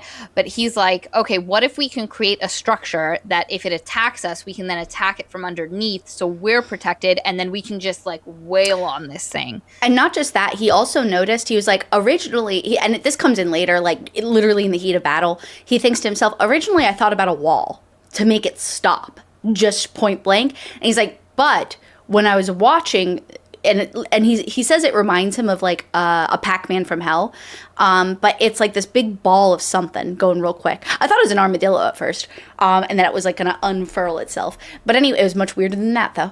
And he's like, but when I saw it going around, it would hit a wall at 90 degrees and then just bounce off and go someplace else. So he was like, so I couldn't do that. So I had to think of something else. And so we thought of this. And what's nice about the writing of this book is you don't know what's happening. You've been hinted at that the characters know what they're doing, or Carl knows what he's doing, and he has a plan, but he doesn't tell you, the reader. And so when you get through the that word. Machination. I just can't do it. You can't. And anyway, so it's just like instantaneously. Yeah, that's another one. But anyway, that being said, now I can say it though, so I guess it isn't like that. So instantaneously, you still said it wrong. No, I didn't. I said instantaneously. No, you said instantaneously. You skipped I the did first not! T. You always skip the first T. Will, editor, whoever's editing right now, play it back. Instantaneously. Or commenters, viewers. I did say in that case instantaneous. I used to say instantaneously all the time. Anyway, That's the point exactly is. what you. No, I refuse. Anyway. My point being, though, is that you don't know what's going on, so that's really nice, because then it's fun, and you're kind of waiting to see what happens. So it makes the tension really good for the novel.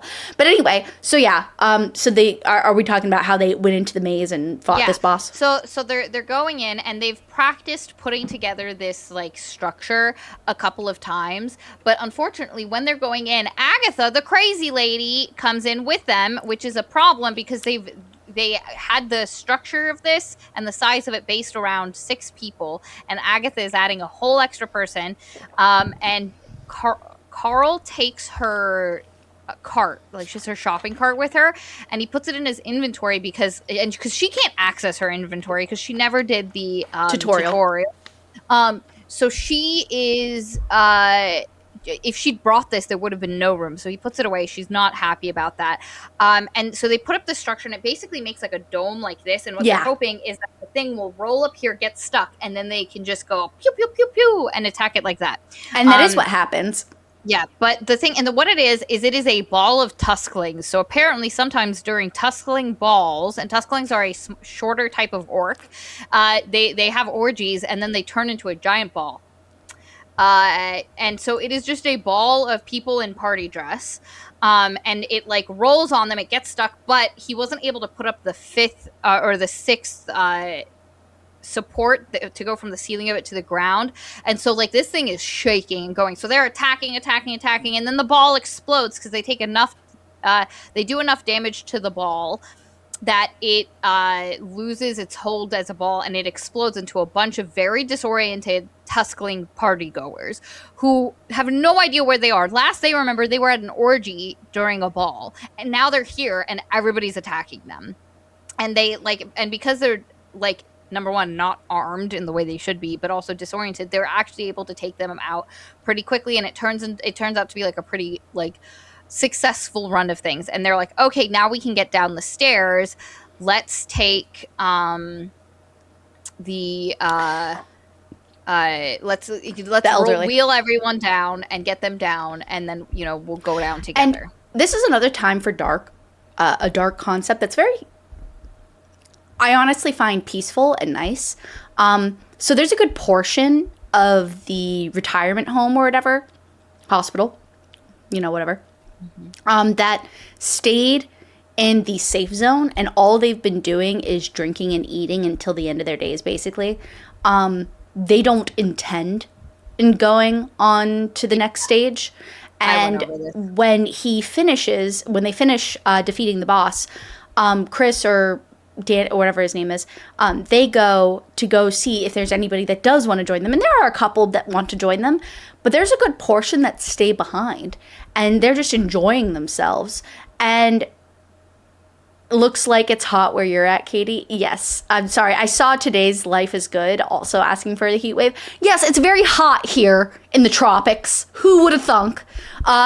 Really terribly hot. But that being said, and so it's kind of like one of those realistic moments that's really nice, in my opinion, because it brings that touch of realism, which brings weight to decisions and choices. Anyway, so they go on to the next floor. If I recall correctly, so does Carl and everybody. And when they go on to the next floor, they find the next safe room immediately, just about. Though actually, they find that Carl goes ahead of them to double check things. That's right. Carl goes ahead of them to make sure the path is okay. And when he goes down with Donut, they get kidnapped. I was going to say catnapped, but he's not a cat. Cat kidnapped. Yeah. And they get hauled on to, and I thought this was so interesting. I don't know why it's this way. I don't remember if the people were water-based. Maybe you can recall for me. But they get taken onto the surface of the earth. Yeah, they're on Earth. No, I know. But what I mean is they get taken onto the surface of the earth, and they're on a yacht, basically. It sounds like, or a really big ship. It sounds like a big yacht. and they're on the water. And in the next interview that we'll talk about, they're also on the water.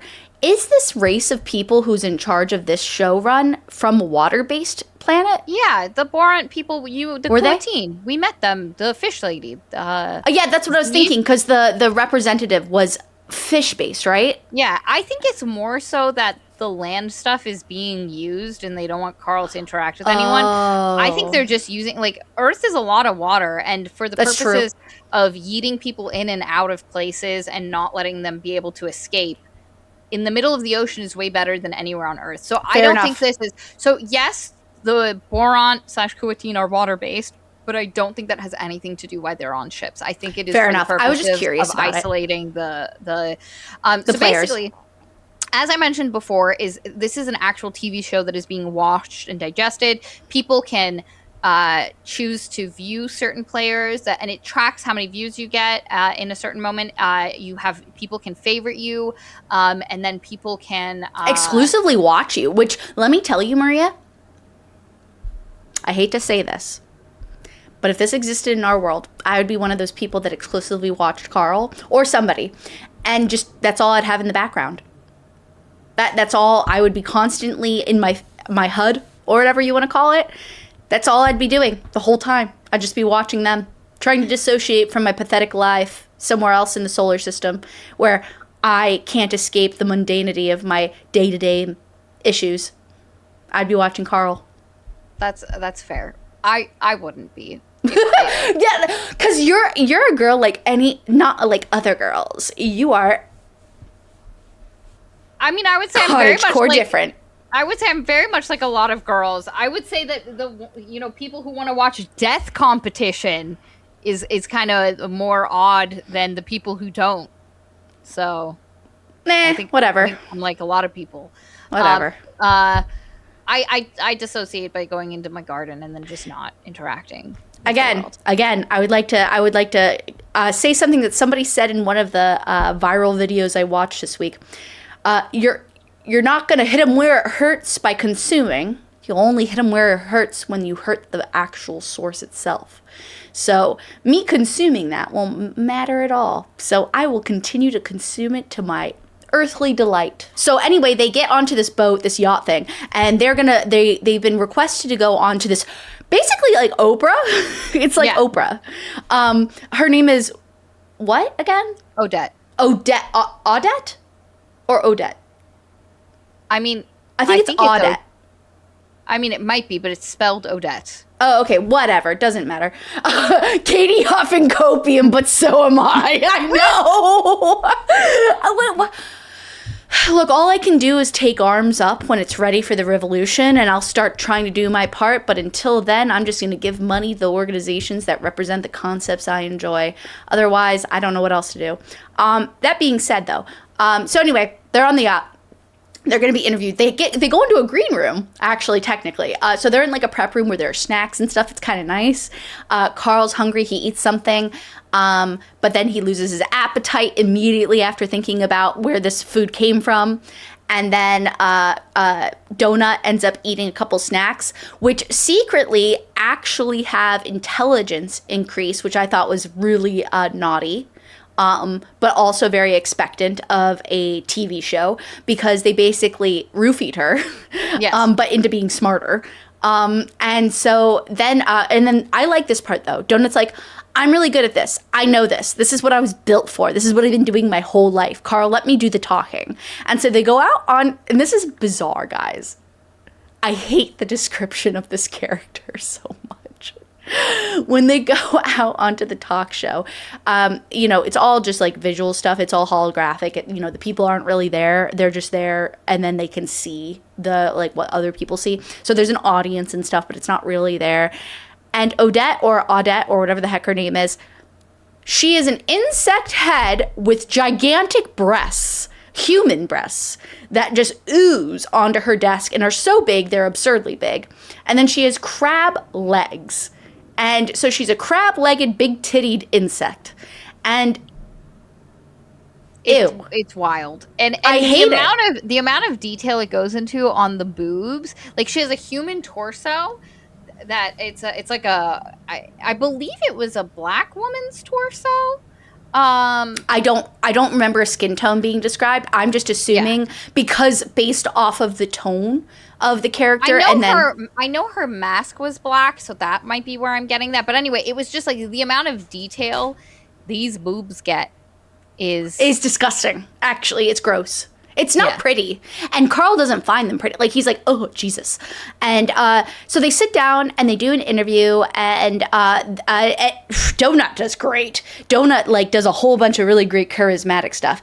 And then when it's over, Audette or whatever actually literally takes off the helmet of the insect thing, is like a human female, but her eyes are too wide apart, so she's from a different planet. She's not from this human-seeded world that Carl is from. And she takes off the boobies, like it's like a skin suit. Yeah, exactly. And she takes off the crab legs, and she literally just comes around like on a plate, basically, is what I pictured, like a hover plate. Yeah, that's what she hops on. It's just like a silver plate that she hops on, and she's just torso. She lost her legs during her crawl, and then got a ability as part of, like, when that happened, got an ability where she could use monster legs or use monster bodies. It's just any legs she can attach. And so she went back and used the crab that took her legs and just used his body for a portion. And people really liked that.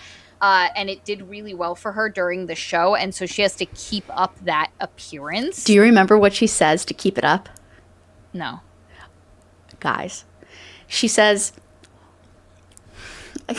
something very cruel, and she's like, we have to kill these things all the time. I have a whole farm of them. She has a whole farm of crabs. Every time she on screen, they have to kill one so she can take the legs. So there's like thousands of dead creatures just because she wants to use their legs to represent herself from her own crawl. Yeah, it's wild. And there's a couple of comments about Nonanon said, I thought the description for Odette was going to be a red flag for the book descriptions, but he swerved it. And then definitely did some Mad Libs on the character description, said Krista. Oh, hi, Krista. That must be her. Look, it's her. Hi, Krista. And then Nonanon says again, nope, I did that. That got twice.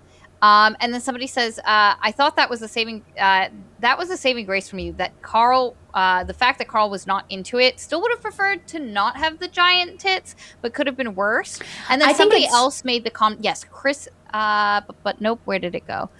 Chris M makes the comment that the descriptions of all overweight characters are so weird. You know what it reminds me of? It reminds me of that book we did, The 7.5 Lives of whatever.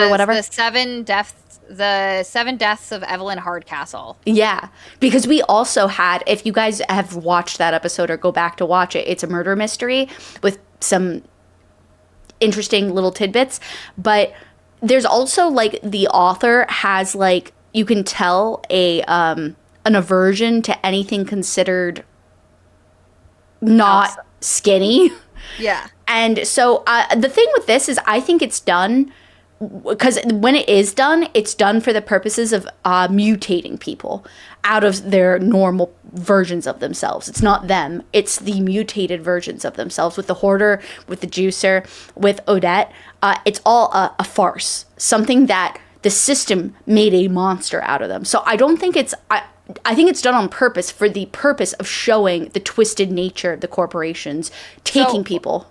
I would say, yes, I think you're right. But I will make the point that we're not seeing incredibly skinny people. And we are shown someone who is described as weirdly skinny, described in the same manner. Yeah.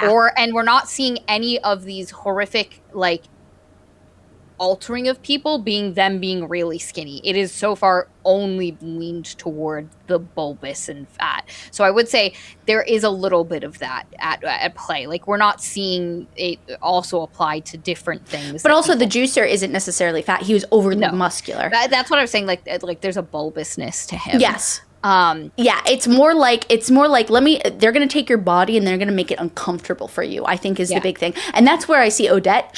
When she takes off each piece, she is like relieving a part of Yeah. herself, and she seems like herself when she comes out of it. But beforehand, I was like, oh God, is that her? That's awful. What kind of aliens are these that they have like all these like they're like a chimera almost of like creatures? And then when I realized it was all a costume, I'm like, I get it. They're really making the commentary on the consumerism aspect of what is expected of something.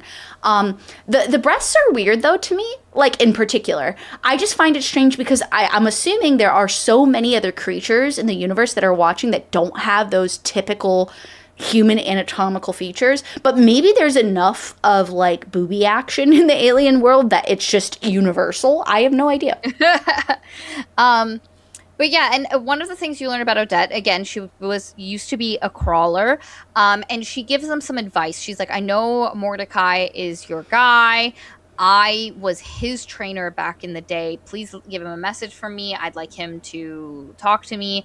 And they also just give advice like, make sure you don't trust anyone if you don't know what their motivations are. Like, everything is a show, be entertaining. And she just gives them some stuff. So overall, like, pretty good experience. Our girl, Donna, is flying high off of the adoration. And Carl literally thinks, this isn't good. She's addicted to this. Like, when she was turned from show cat into cognizant, sentient cat, and I mean she was always sentient, but like humanoid-minded cat. That's how you know that Marie is a cat lady. Yeah, she was always sentient. Well, sentient just means they have consciousness. I'm not disagreeing. I'm just saying that's how we know. Yeah. But that something has happened with her love of attention and being fawned over that from her being show cat to now this, and he's like, this is going to be a fucking problem. But it's nice because it's told to us that Odette basically roofied her with intelligence, and that's what increased her interaction and the zeal with which she did it, because afterwards she had like a debuff type of thing where she like was childlike for a while, and she was like, look, Carl, and like she couldn't remember things that were already told her because she regressed some, and Carl was like, that's super weird. She's like, well, we gave her a buff, like whatever, and he's like, I don't like that, which I wouldn't either. That's messing with the cognitive abilities of like my partner in crime. But anyway, they get off of it. They like Odette. Odette is reliable. She knows Mordecai. She's like, hey, I was actually Mordecai's trainer. Can you tell him that I want to get into contact with him? And he's like, yeah, sure, whatever. And so they leave. And they do see Mordecai. They tell him, and Mordecai, number one, immediately they notice that his room looks a bit nicer now. Oh, not yet. This isn't when that happens. But no, Mordecai not yet. Mordecai's like, fuck Odette. I hate that bitch. Tell her to kick fucking rocks. And they were like, oh, okay. And they were like, he's like, don't trust her. Don't trust anything she says. But they're on level 2 now. And luckily, where they spawned is right next to a new staircase. They're right next to a new set of stairs. So they basically tell the old folks home crew to just hang out in a safe room, and they'll look around. And there's a lot of grubs. Like these weird grub things all over. Yeah, there are these, I forget what they're called, but yeah, Maria's right. They're like grubs. And they're very harmless. You just have to smush them, but it's really gross. And they go into the safe room that's right next to the stairwell for all the old folks. And the thing that's kind of cool is that they're in the process of transferring them to the safe room when... and they built this kind of like train system out of all the things they hoarded or looted. Later.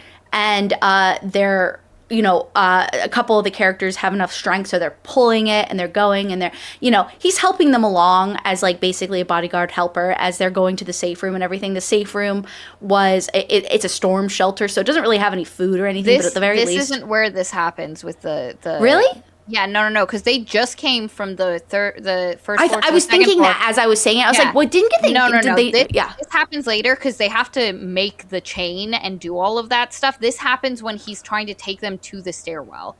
That's what you're thinking of. Okay, so anyway, so they go to the storm shelter. They're all there. There's no food, though. That kind of sucks, I thought, in my opinion. Yeah. And then what do? They just go around? Yeah, so they go around and they deal with there's kobolds on this floor, which are dogs. Yeah, I'm basically gonna skip a lot of the small Yeah, stuff that happens that's here. fine. They have some interactions with creatures. There's a couple of neighborhood boss fights that they have, and at this point, they know people are watching them and that they're being observed by because like Odette's special went up, and so like they now have viewers. They're being Carl, observed. I have 1 million viewers. Carl, my views are going up. Carl, I just lost viewers. Yes, and our girl Donut is obsessed with this. But they learn a couple of things. They do some stuff, and they end up getting a pet. Oh, not yet. No, not yet. So they're getting to the point They where do all that after they get all the old people they downstairs. clear the path to the stairwell, and they're like, okay, let's get the old people so we can get them down into this space after they dealt with some of the monsters and stuff. And as they're going to do it, one of the things we learned previously was that there's bathrooms everywhere in this game, all over, but a bunch of people keep peeing and going and pooping to the and bathroom defecating, whatever. and they keep trying to keep this from happening. So when they got to level 2, it was announced that if you peed or pooped in the hallway, you would be attacked by like a hell devil monster, like this terrible thing, and it would be really bad. And while they're trying to move, because the people in the old folks home, they're gonna go. If you go into the stairs to go down before 5 hours 2, you will get locked in a stasis until the last moment where the level collapses. Because basically, if you go down and it's 5 hours or less, then you now have 5 hours to explore the new level. If you go down before that 5 hour window, you are just stuck in the stasis until 0 minutes to level collapse. And basically, you don't get a head start. But a bunch of people were going down super early, and they were like, okay, we have to put a stop to this. And the old people were like, we'll just go hang out in there. This is a shitty safe room. You know, might as well just go stay in there. And while they're kind of escorting them, one of the old guys, I think his name is... Zeev. They meet Zeev before this. Who? Zeev? The Kuatin lady? Oh, you mean their representative? Yes. Neve? Well, they already met her. Didn't we already talk about that? No, they didn't meet their PR agent. They go back to Mordecai, and Mordecai's like, hey, you're gonna meet someone, and you got to be careful. And then she pops in, and the thing's like, you cannot use any weapons in the presence of the Kuatin. And they meet her, and she's in her little astronaut space suit thing, fishbowl suit, and she's like, I'm your PR person. There's a bunch of other shows that want to see with you now, and I'm your representative, and I've signed you up for a nice show. And this hasn't happened yet, though. What? Well, that yes, but then what happens is it's because so they're on their way there, because I just remember because she gets repercussions for it. Yeah. So what I'm saying is they meet her before this happens. Yes, absolutely. And so they were they were transferring everybody, and what really sucks is that on the previous floor or whatever, or wherever it was, when they were like, oh, you're gonna have really bad repercussions if you urinate or whatever in the hallways. They were like, okay, let's put old man A into whatever, doesn't matter, he dies. And so they're like, let's put him into an adult diaper, we still have some left. And so it sucks because they already foresaw it being an issue, they already tried to combat it, but because they're stuck with a whole bunch of people that unfortunately don't have all their cognitive facilities on them, this old dude's like, woohoo, and he whips out his pecker, and then he pees, and as he's peeing, it's so sad, Yolanda literally takes her crossbow and shoots him in the head to try to stop him before he pees, which really just shows you what kind of situation they're in, that Yolanda's like, we have to stop it for the greater good. Despite that, though, doesn't matter, he still urinates. A revenge or avenger demon or something like that, elemental, that's like a 95, gets summoned, and it chops Yolanda in little bits immediately. Like, her head is sliced off, and she's like going. Like, it's described as if she is turned into ribbons. Yes, it's really sad. And the thing is the reason why I find it sad is because the thing is you shouldn't. Not too terribly. Yolanda has had no screen time. We don't know who Yolanda is. I was not sad. The reason why I cared about Yolanda is that Carl says in a very small, concise, beautifully written, in my opinion, I listened to it 3 times because I liked it so much, description of Yolanda beforehand, of what kind of person he thought she had been. And this is before we know she's being torn into ribbons, basically. But you know it. It's happening. Yeah. And as it's happening, you can almost see, like, slow motion, how he's watching her body getting annihilated, but he's thinking this. And there's this one part that got me. And it's like, I know that if Yolanda had been my mother, I would have had a good life. And something like that. Like, it's not said like that, but it's the gist. And that made me so brokenhearted, because instantly what we know from Carl is he's had a hard goddamn life. And his childhood was not good. His mother abandoned him, and his dad was kind of an abusive. His dad abandoned him too, kind of as an older person, but yes. But to hear him say that about this woman tells you everything you need to know about her, because you already know who Carl is. So because you already know who Carl is, the author's relying on his definition of this woman to really sit with you. And it did for me. And when that happened, I was just like, that fucking sucks. Like, that really, really sucks. And I like that it happened then, because this is the first death I'm getting where I'm like, we lost someone. But I don't know who it is. But Carl knew who it was a little bit. He started to know her. And that mattered to me. And I liked that as a building point. Yeah. For me, it didn't work as well. And again, part of it was Katie had accidentally told me that Yolanda was going to die tragically. I assumed Maria was on the ball and she'd already finished the book. No, I had another book I was also doing. This is my second recording of the weekend. I spent 4 hours yesterday talking. Like, I know your schedule. No, but my point is that's why. And so I went into it knowing Yolanda was going to die. And also, I just kept waiting, like, the whole time prior to getting to that, for Yolanda to, like, have a scene where she spoke with Carl. And there was this one point where, like, one of the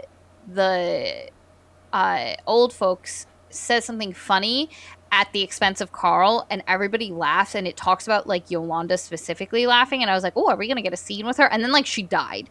So, like, I was like, I have very little investment in this. And again, Katie is right. The description of, like, you know, she was a nurse, and, like, her, like, how she worked and how she was a hero, not just in this moment, but kind of across her whole life, was very pretty. And it would have worked well if we had had a couple, like, if Brandon, there's this character, Brandon. If the scenes where Brandon spoke had been Yolanda speaking, and then I think it would have been a little bit more powerful, yeah.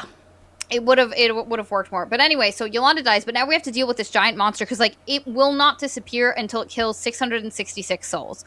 And so they're like, oh shit, what are we gonna do? So they end up shoving everyone into a different safe room that's kind of closer to the stairs, and the monster can't get in, and they do a couple of tests of, if they open the door and the monster tries to attack, the safe room will kind of yeet it somewhere else, and they figure out that they can get about 120 to 150 seconds head start on the monster.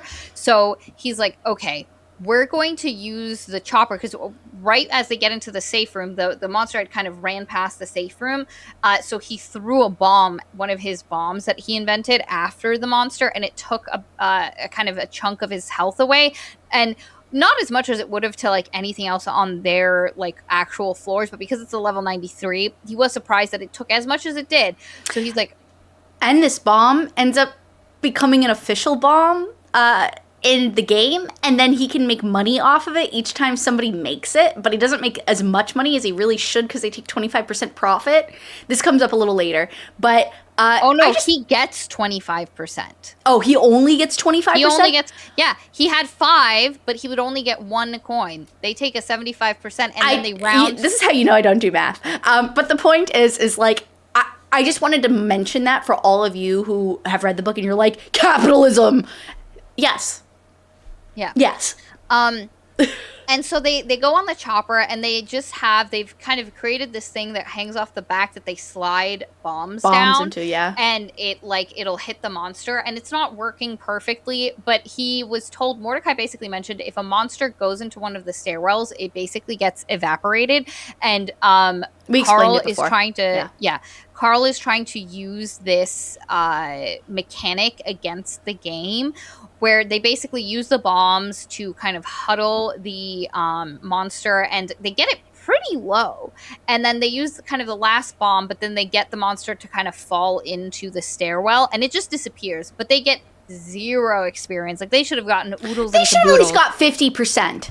They should, yeah, but technically, because the monster, they didn't actually kill him, he just got yeeted out because he fell into the stairwell. What the computer should have known is that the health bar was already nearly to 0, meaning they had already nearly killed it. So most computer games that I have played would have at least given you some type of experience level. Yeah.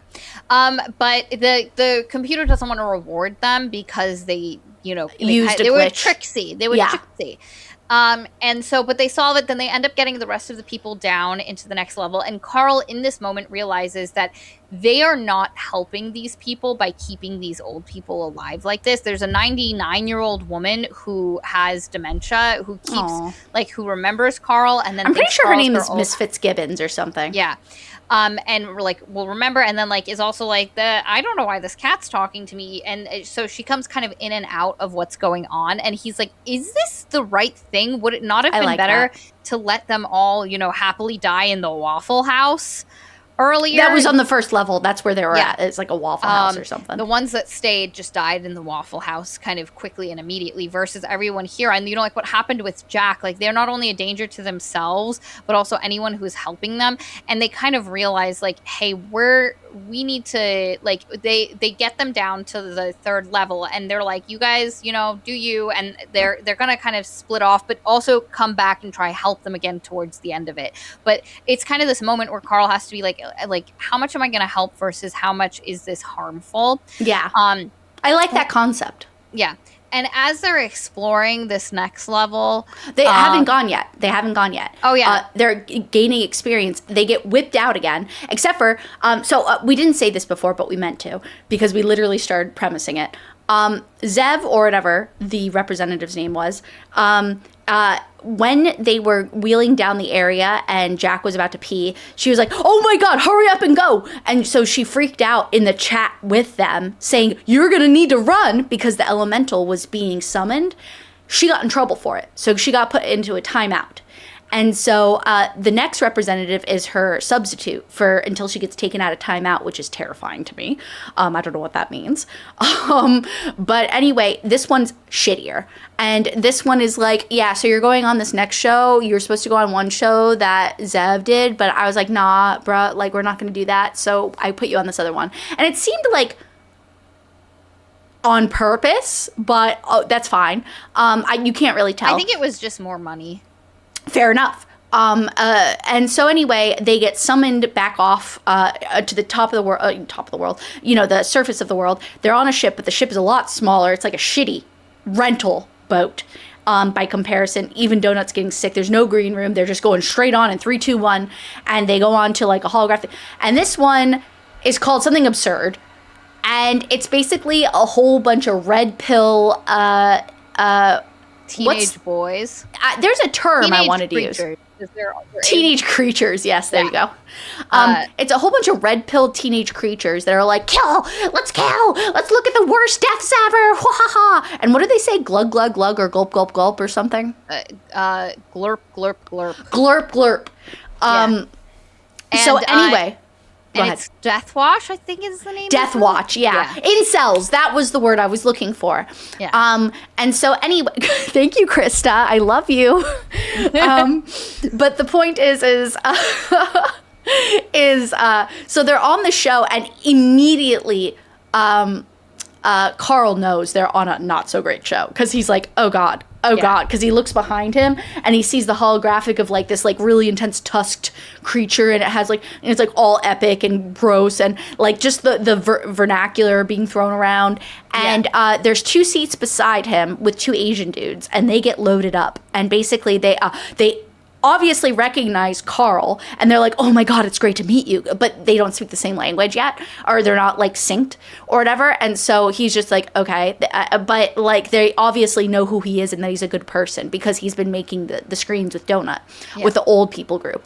And so then the next 2 seats are empty, but Carl knows that based off of his experience with this stuff, everybody's there, but not everybody can be seen at the same time. And the host at the start of it says, like, we've got two of our contestants, and we have a two VIP guests that you're going to be excited about, and we have two guests that are a surprise for our VIP guests. So he knows whoever the two people are he can't see has been chosen specifically for him and Donut. Let me go turn off my Roomba real quick. I'm pretty sure you can hear it in the background. Yeah, Give me one second.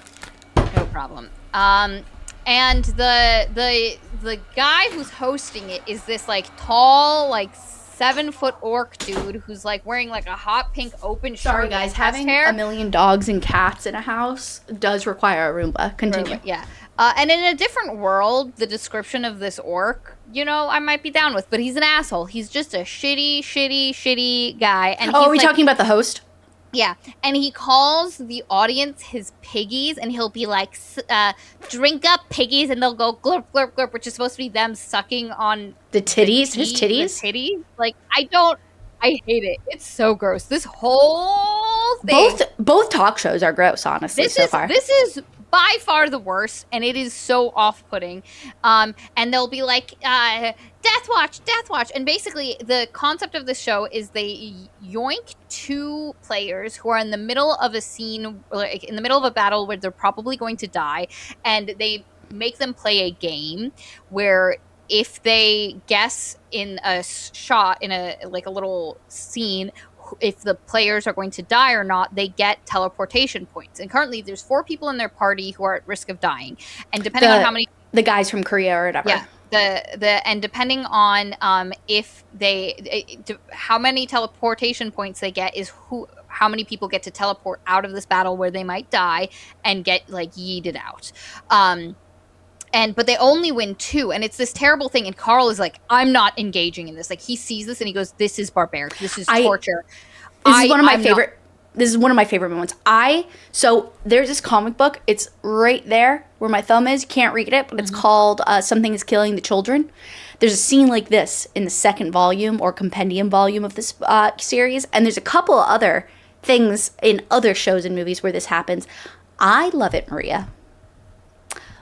When a character says, "Fuck the system, I'm going to go ahead and just walk out of here." And I love that stuff. When they're just kind of like above it. They're beyond it. They're like, I don't want anything to do this. I wash my hands of it. This is what Carl does. He literally hops over the table and starts walking past the table in the yacht. Or the mini boat or whatever the fuck he's in. And he starts just walking away. And then Donut's like, Carl, excuse me, Carl, what are you doing? Like, we're going to get in trouble, Carl. And Carl's like, no. And this is what I love about Carl. He's actually very clever. He's like, no, this person is not part of the company race. Warren. The Bronze. And he already asked about this too. Or no, he's about to ask. Because the representative comes back and is like, you're going to have to go back on. Come on. They paid the money. And he's like, wait. They're not Boron. Can I talk mad shit about this guy without getting in trouble? Am I going to get in trouble? Like, if I don't mention Boron or anything, can I just say whatever the fuck I want? And she pauses, she waits, and she's like, they only paid for your presence. And he's like, stellar, let's go back on. So then he jumps back on, and he immediately starts talking mad shit. And I love it. It's so good. And he also is like, yo, let me on in this segment. So in the middle of them trying to play this game, they've got 2 tokens that they can get teleported back into the game for, or teleport people away. And it's like their other friend, these 2 are best friends, and then the one guy's sister are the other people. So ideally 4 teleportation tokens would have been great. But Carl is like, make them put me in now. Like, this isn't the segment they were supposed to show in, but put me in fucking now. And the Tusk dude, whatever his name was like, oh, you think you can psych me out? You think I won't? And he's like, won't you? And the thing is Donut. Not that. I'm just saying that putting into this segment. So like they're now on air where before they weren't on air.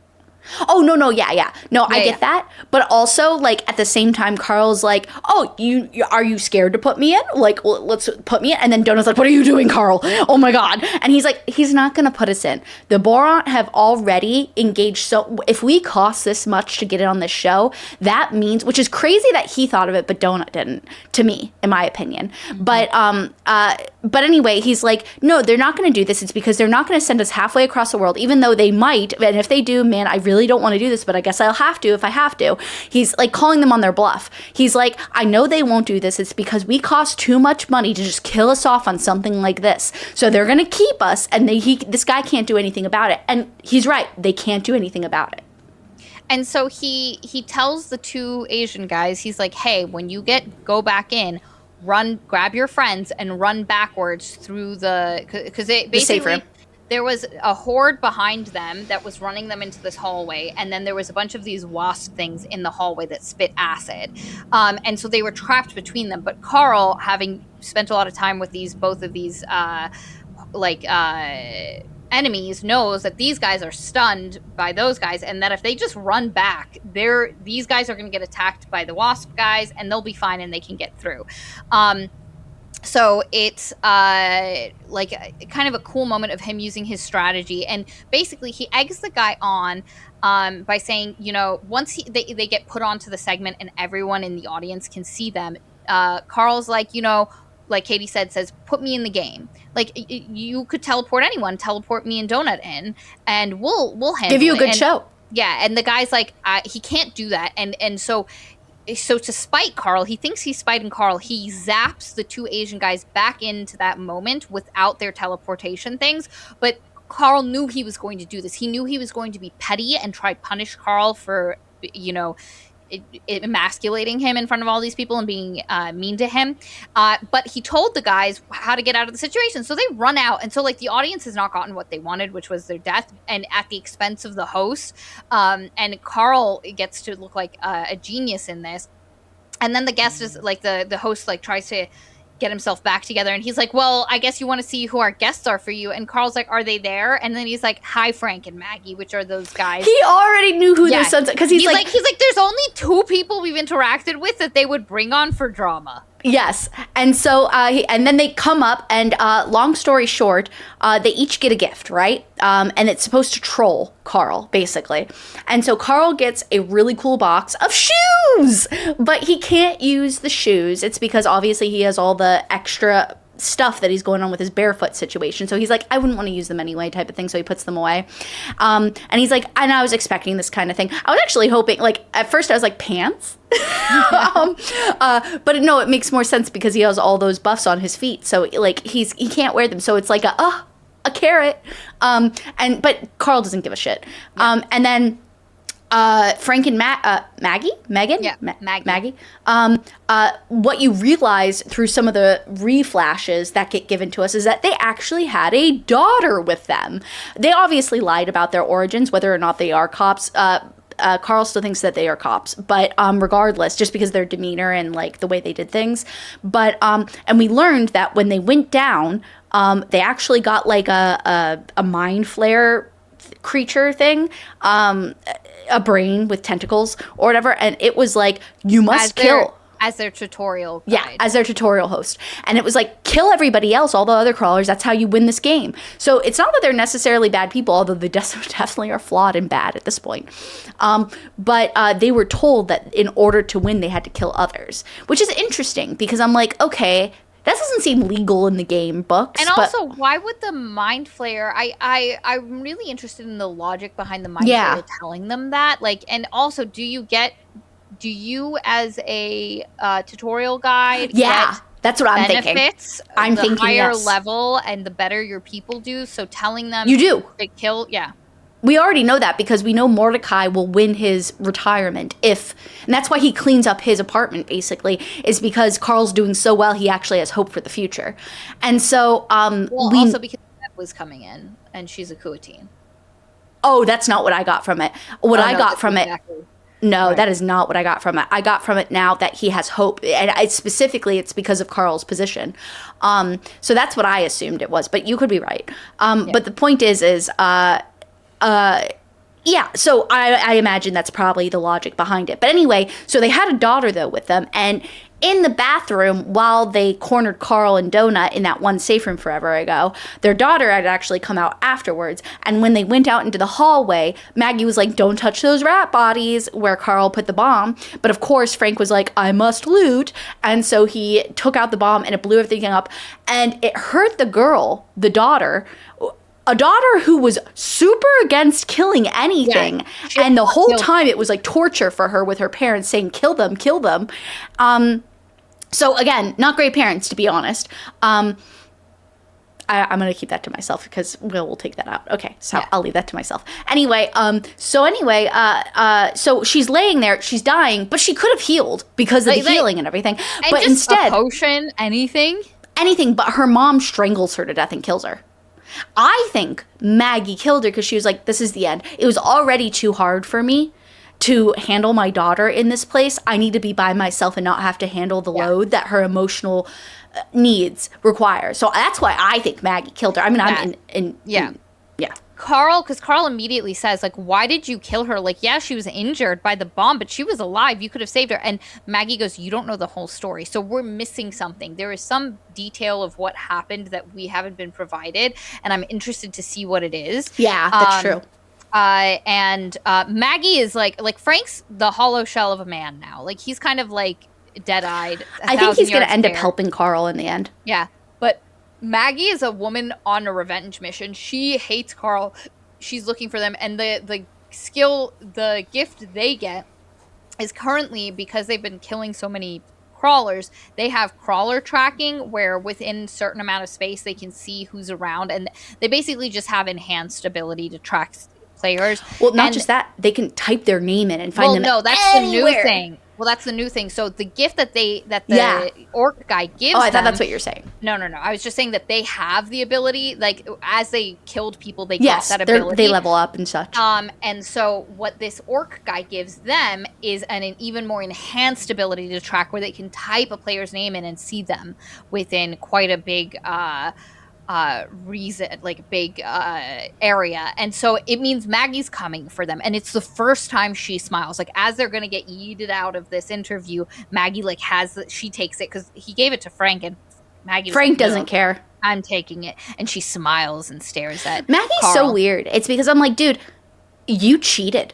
Is the hot host not here today? I don't know what you're talking about. There's two of them. So, but anyway, so there's are you talking about the cat? The cat's in the other room. I can go grab her if you need me, Will. Just let me know. Anyway, so the point is, though, is that I just don't really get Maggie's, like, motivation here. I'm curious if she ends up just being a wildly dumbass character. The redhead? Oh, you mean the cat, right? The orange cat. He's talking about your orange cat. That hot one. Oh, shit. Yeah, no. I know she's scorching. There's two of them, actually. Did you know that, Will? Anyway, point being, though, I just don't like Maggie. I think she's going to end up being one of those, like, end-all, be-all characters that don't really have a lot of logic behind them. I'm not super stoked about it. I hope she has more supporting her in that realm. Otherwise, I just think she's just like a what's the word? A creature that goes after everything just to kill it. A berserker, I guess, maybe. Yeah. But anyway, so they end the interview and then they continue plot device. Yeah, she is basically a plot device, I think. And I don't like the way it's characterizing her because she seems very one-dimensional. Granted, we've not spoken to her, so of course she would seem one-dimensional. Yeah. And we don't know the true story of what happened. There's obviously something else. I think this author's going to surprise you, and it's going to be very sympathetic. And Maggie's God damn it! I hope so. Tragic. Yeah. So anyway, they come out of the interview. They end up getting Zev back, by the way, as their representative. And she's like, I'm so sorry for that. I got in trouble for warning you about the elemental. Even though they didn't, she only said something once the guy started peeing, and it was too late by that point. That's why she didn't get absolutely annihilated, I guess. But anyway, so then it kind of ends on what? Because it ends not far after this. What happens after this? Like, I almost don't even remember. I shall tell you. Because it's the end of the book, basically, at this point, ladies and gentlemen. Like, we've got, like, another, 15 minutes left, 17 minutes left of 1.5 times speed. So, no. They have to go down. They go... God, they go back. Oh, so that's right. We learned that Agatha might be a secret agent from another corporation. That's right. I forgot about that. And then Mongo. So they're... Oh, shit, Mongo! There's a butt ton of stuff that happens. They end up getting a pet. They fight because once they go back to the game, they still have to do some stuff before they can go down to level 3 because they have to kill time. It's not even though they can get to the stairs and they've kind of cleared it. And there's also this thing with these worm things everywhere. But they end up fighting a boss and they get a pet out of it, and it's a little baby velociraptor that. But with pink feathers. Yeah, and it reminds me so much of the Shield. The Legend of the Shield Hero, or whatever it's called. That anime has way too good of music in some places for what kind of anime it is. But anyway, that being said, not great anime. Don't recommend. Even though it's like, you know when you eat something that's just a little too good, like a churro ice cream. Mm-hmm. It's like a churro ice cream. It's like, I see what you did there. I like the flavor combo, but it's just a little too sweet. Yeah. Anyway. And so once they get Mongo, they can't go down to level 3 yet because until they Mongo is not bonded to Donut, and if they go down to level 3, he'll just get evaporated. So they have to like do a bunch of stuff, and they basically have to teach Mongo how to hunt. He's a pack killer. They're like Bondo. Yeah, and so they end up doing a bunch of stuff to bond Mongo to Donut, and once they do it, they're able to go down, and then they get yeeted back to Odette, because basically every floor they get to do 2 interviews, one of which will always be with Odette in between the levels. Yeah. She just bought that contract, and so they will always be able to do a second one, which Zev will pick for them. And so they get put back on Odette's ship again, and they have another discussion with Zev. And while Maria's looking at that real quick, so right here, I like Carl feeding all the dogs in the cage. It's very demonstrative. I know. That's why I love Carl. It's because literally when I'm playing, and it's always been a pain in my butt because it's made it to where I never finish a game. But anytime I play, oh my god, I'm blanking out. Holy crap. What's a Dungeons and Dragons game? Oh my god.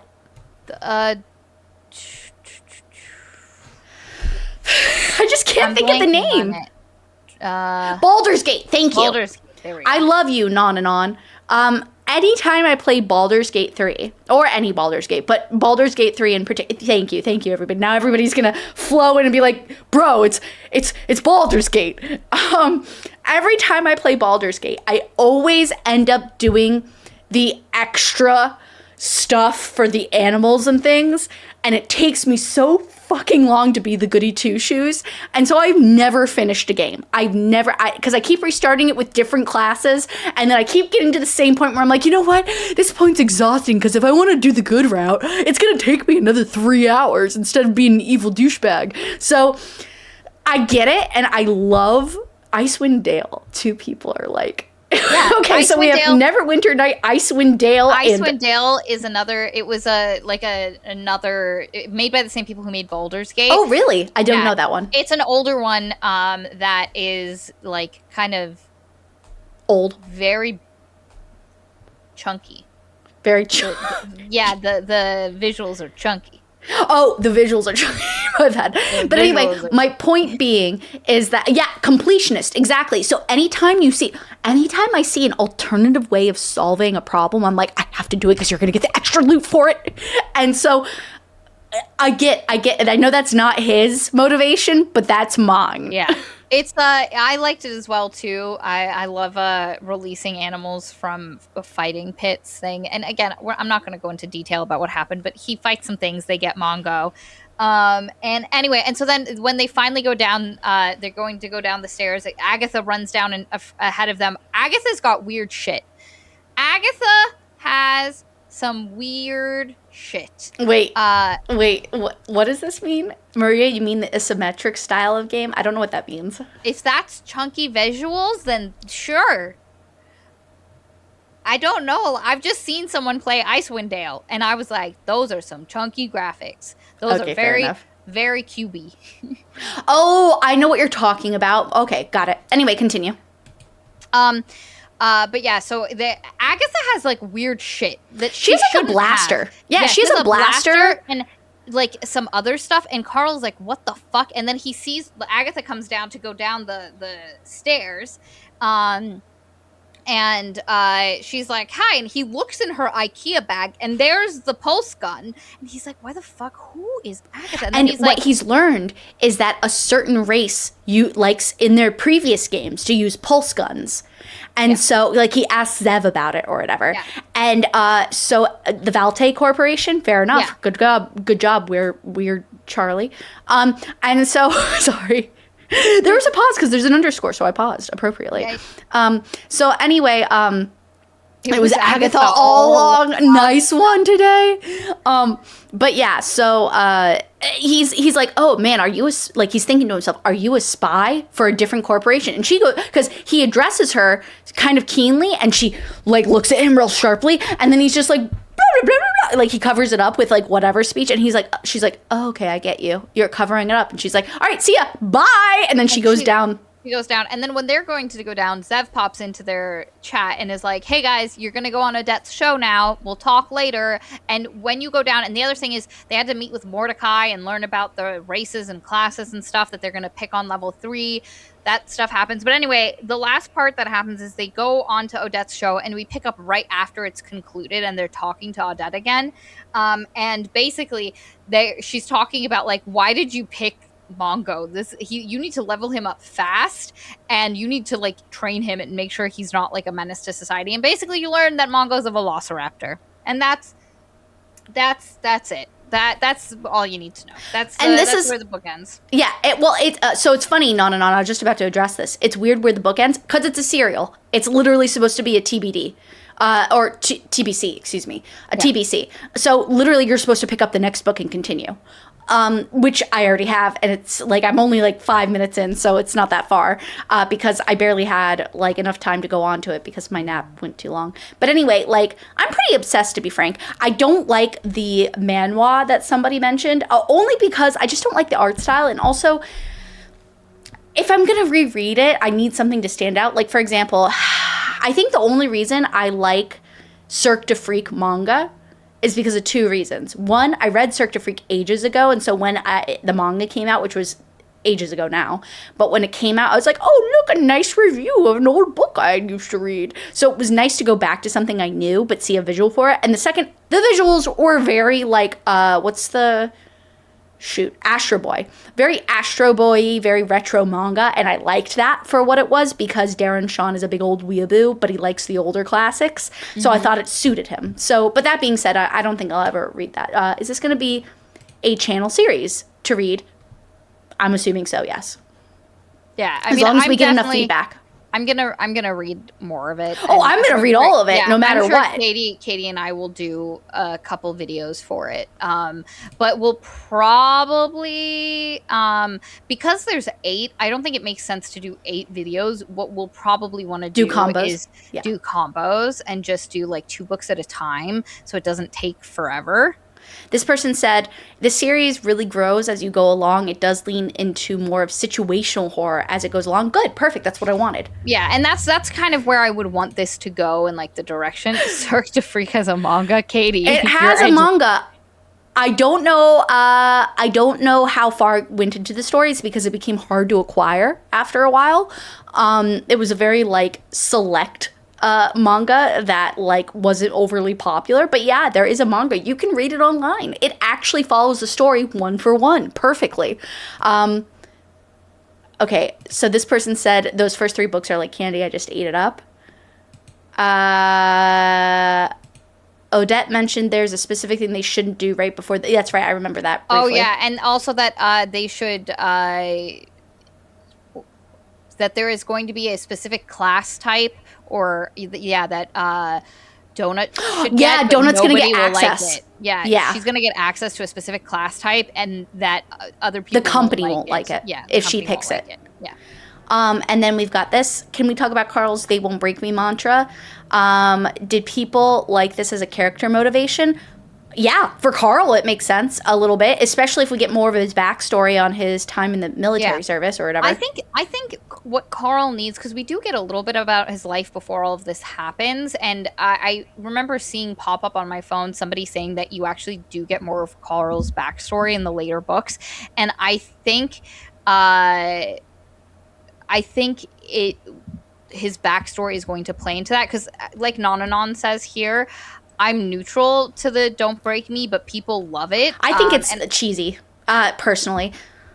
But I think depending on what his backstory looks like, that could make or break how I feel about it. Overall, right now, I just like that he is conscious of what himself the show, and not just that, but of what the show is doing. That's what I mean. Actively trying to maintain his humanity, which I find works really well, and the "They Won't Break Me" is the not necessarily simplified version of that. Yes, exactly. And so because it's more like, hey, you guys are weird alien dudes, you're not gonna make a show out of me. I'm gonna do my best to be me within the confines of the show that you are forcing me to be within. I like that. The "You Don't Break Me" part is, I think, more of a. It's the tagline. Well, I think it's more of the tagline of, you're not going to take my humanity away from me, but that's even cheesier. Yeah. Hot take, humans are made of cheese. If it's a mozzarella cheese, then it really is a hot take. Okay, real quick.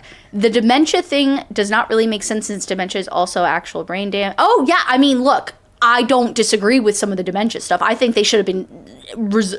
Also, like... Who likes watching 40 old people wander around? Like, just fix their cognitive abilities, unless there really is a limit to the healing attributes. So, I don't know. I agree. But yeah, that's Dungeon Crawler Carl. I really enjoyed it. I would say I'm more looking forward to where the series is going. And I would say that, like, I'm a bit more reserved in my, like, love of this than I would say Katie, Gina. I think you're bombasticizing my love for this. I just like it enough that it helped me escape from my world. Buy a t-shirt? So? That is a level I am not on, babe. I'm just saying. I like the t-shirt. Come at me. Like, what? I'm just saying.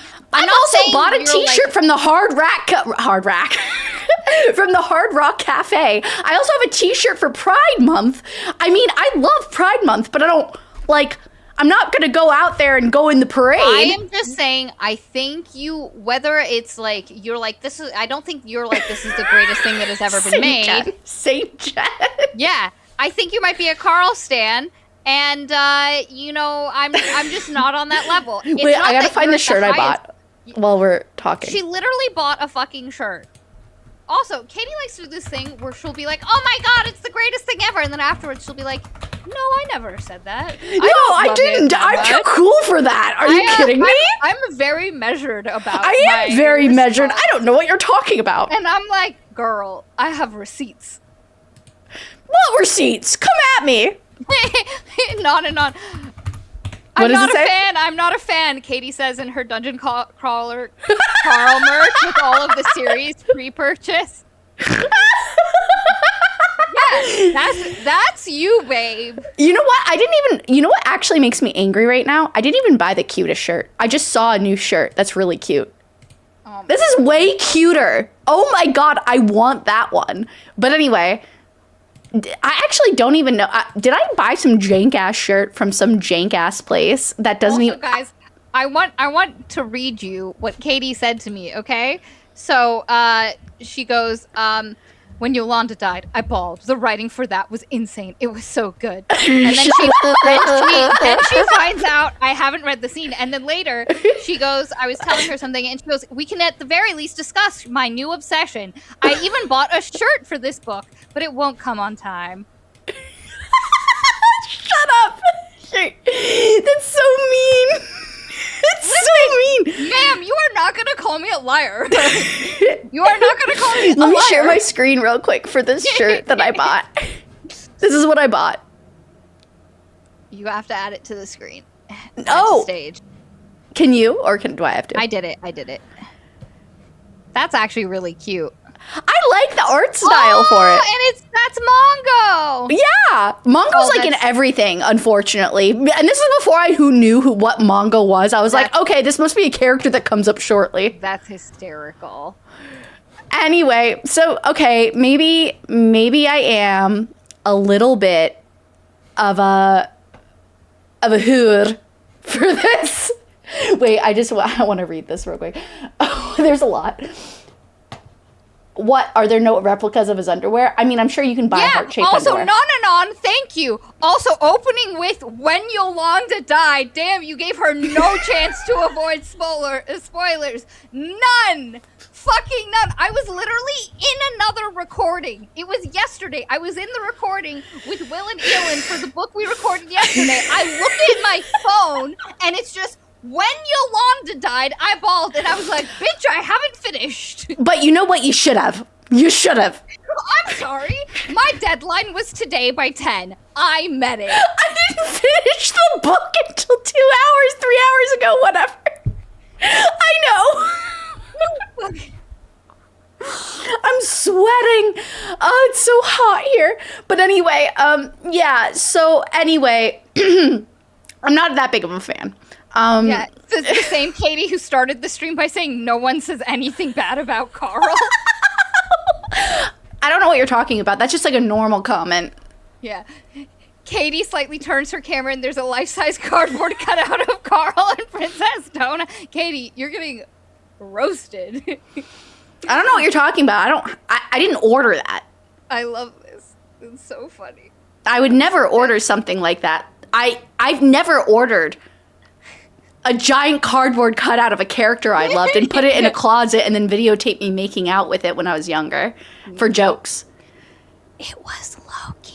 He lived in that closet. I had a giant cardboard cutout of Tom Hiddleston's Loki, is Loki. Oh just my in God. my college dorm. And I mean like a movie theater size cardboard cutout. And he was just there. Katie really committed, man. When she loves hard. The stuff you couldn't waterboard out of me. I didn't actually make out with him. It was for jokes, okay? Yeah, and then St. John said, but girl, same. But the joke was that if I could, I would. Okay, that was Dungeon Caller Carl. It is 1 p.m. I am hungry and haven't eaten. Thank you to we actually had a decent sized stream today. Sometimes with some of the book club books, it's like 6 people, but we had I think there were a lot of people Yeah. Then why are you wearing a sweater? Dude, I don't want to wear a bra on this. So wearing a sweater negates the need for a bra. Anyway, yes, have a great day, guys. Okay. We love you. Thank you for watching this. We'll read the second and third book and maybe let you know how we feel about it. And have a great day, guys. Bye. Kill, kill, kill. That too. Ending stream. Ending stream.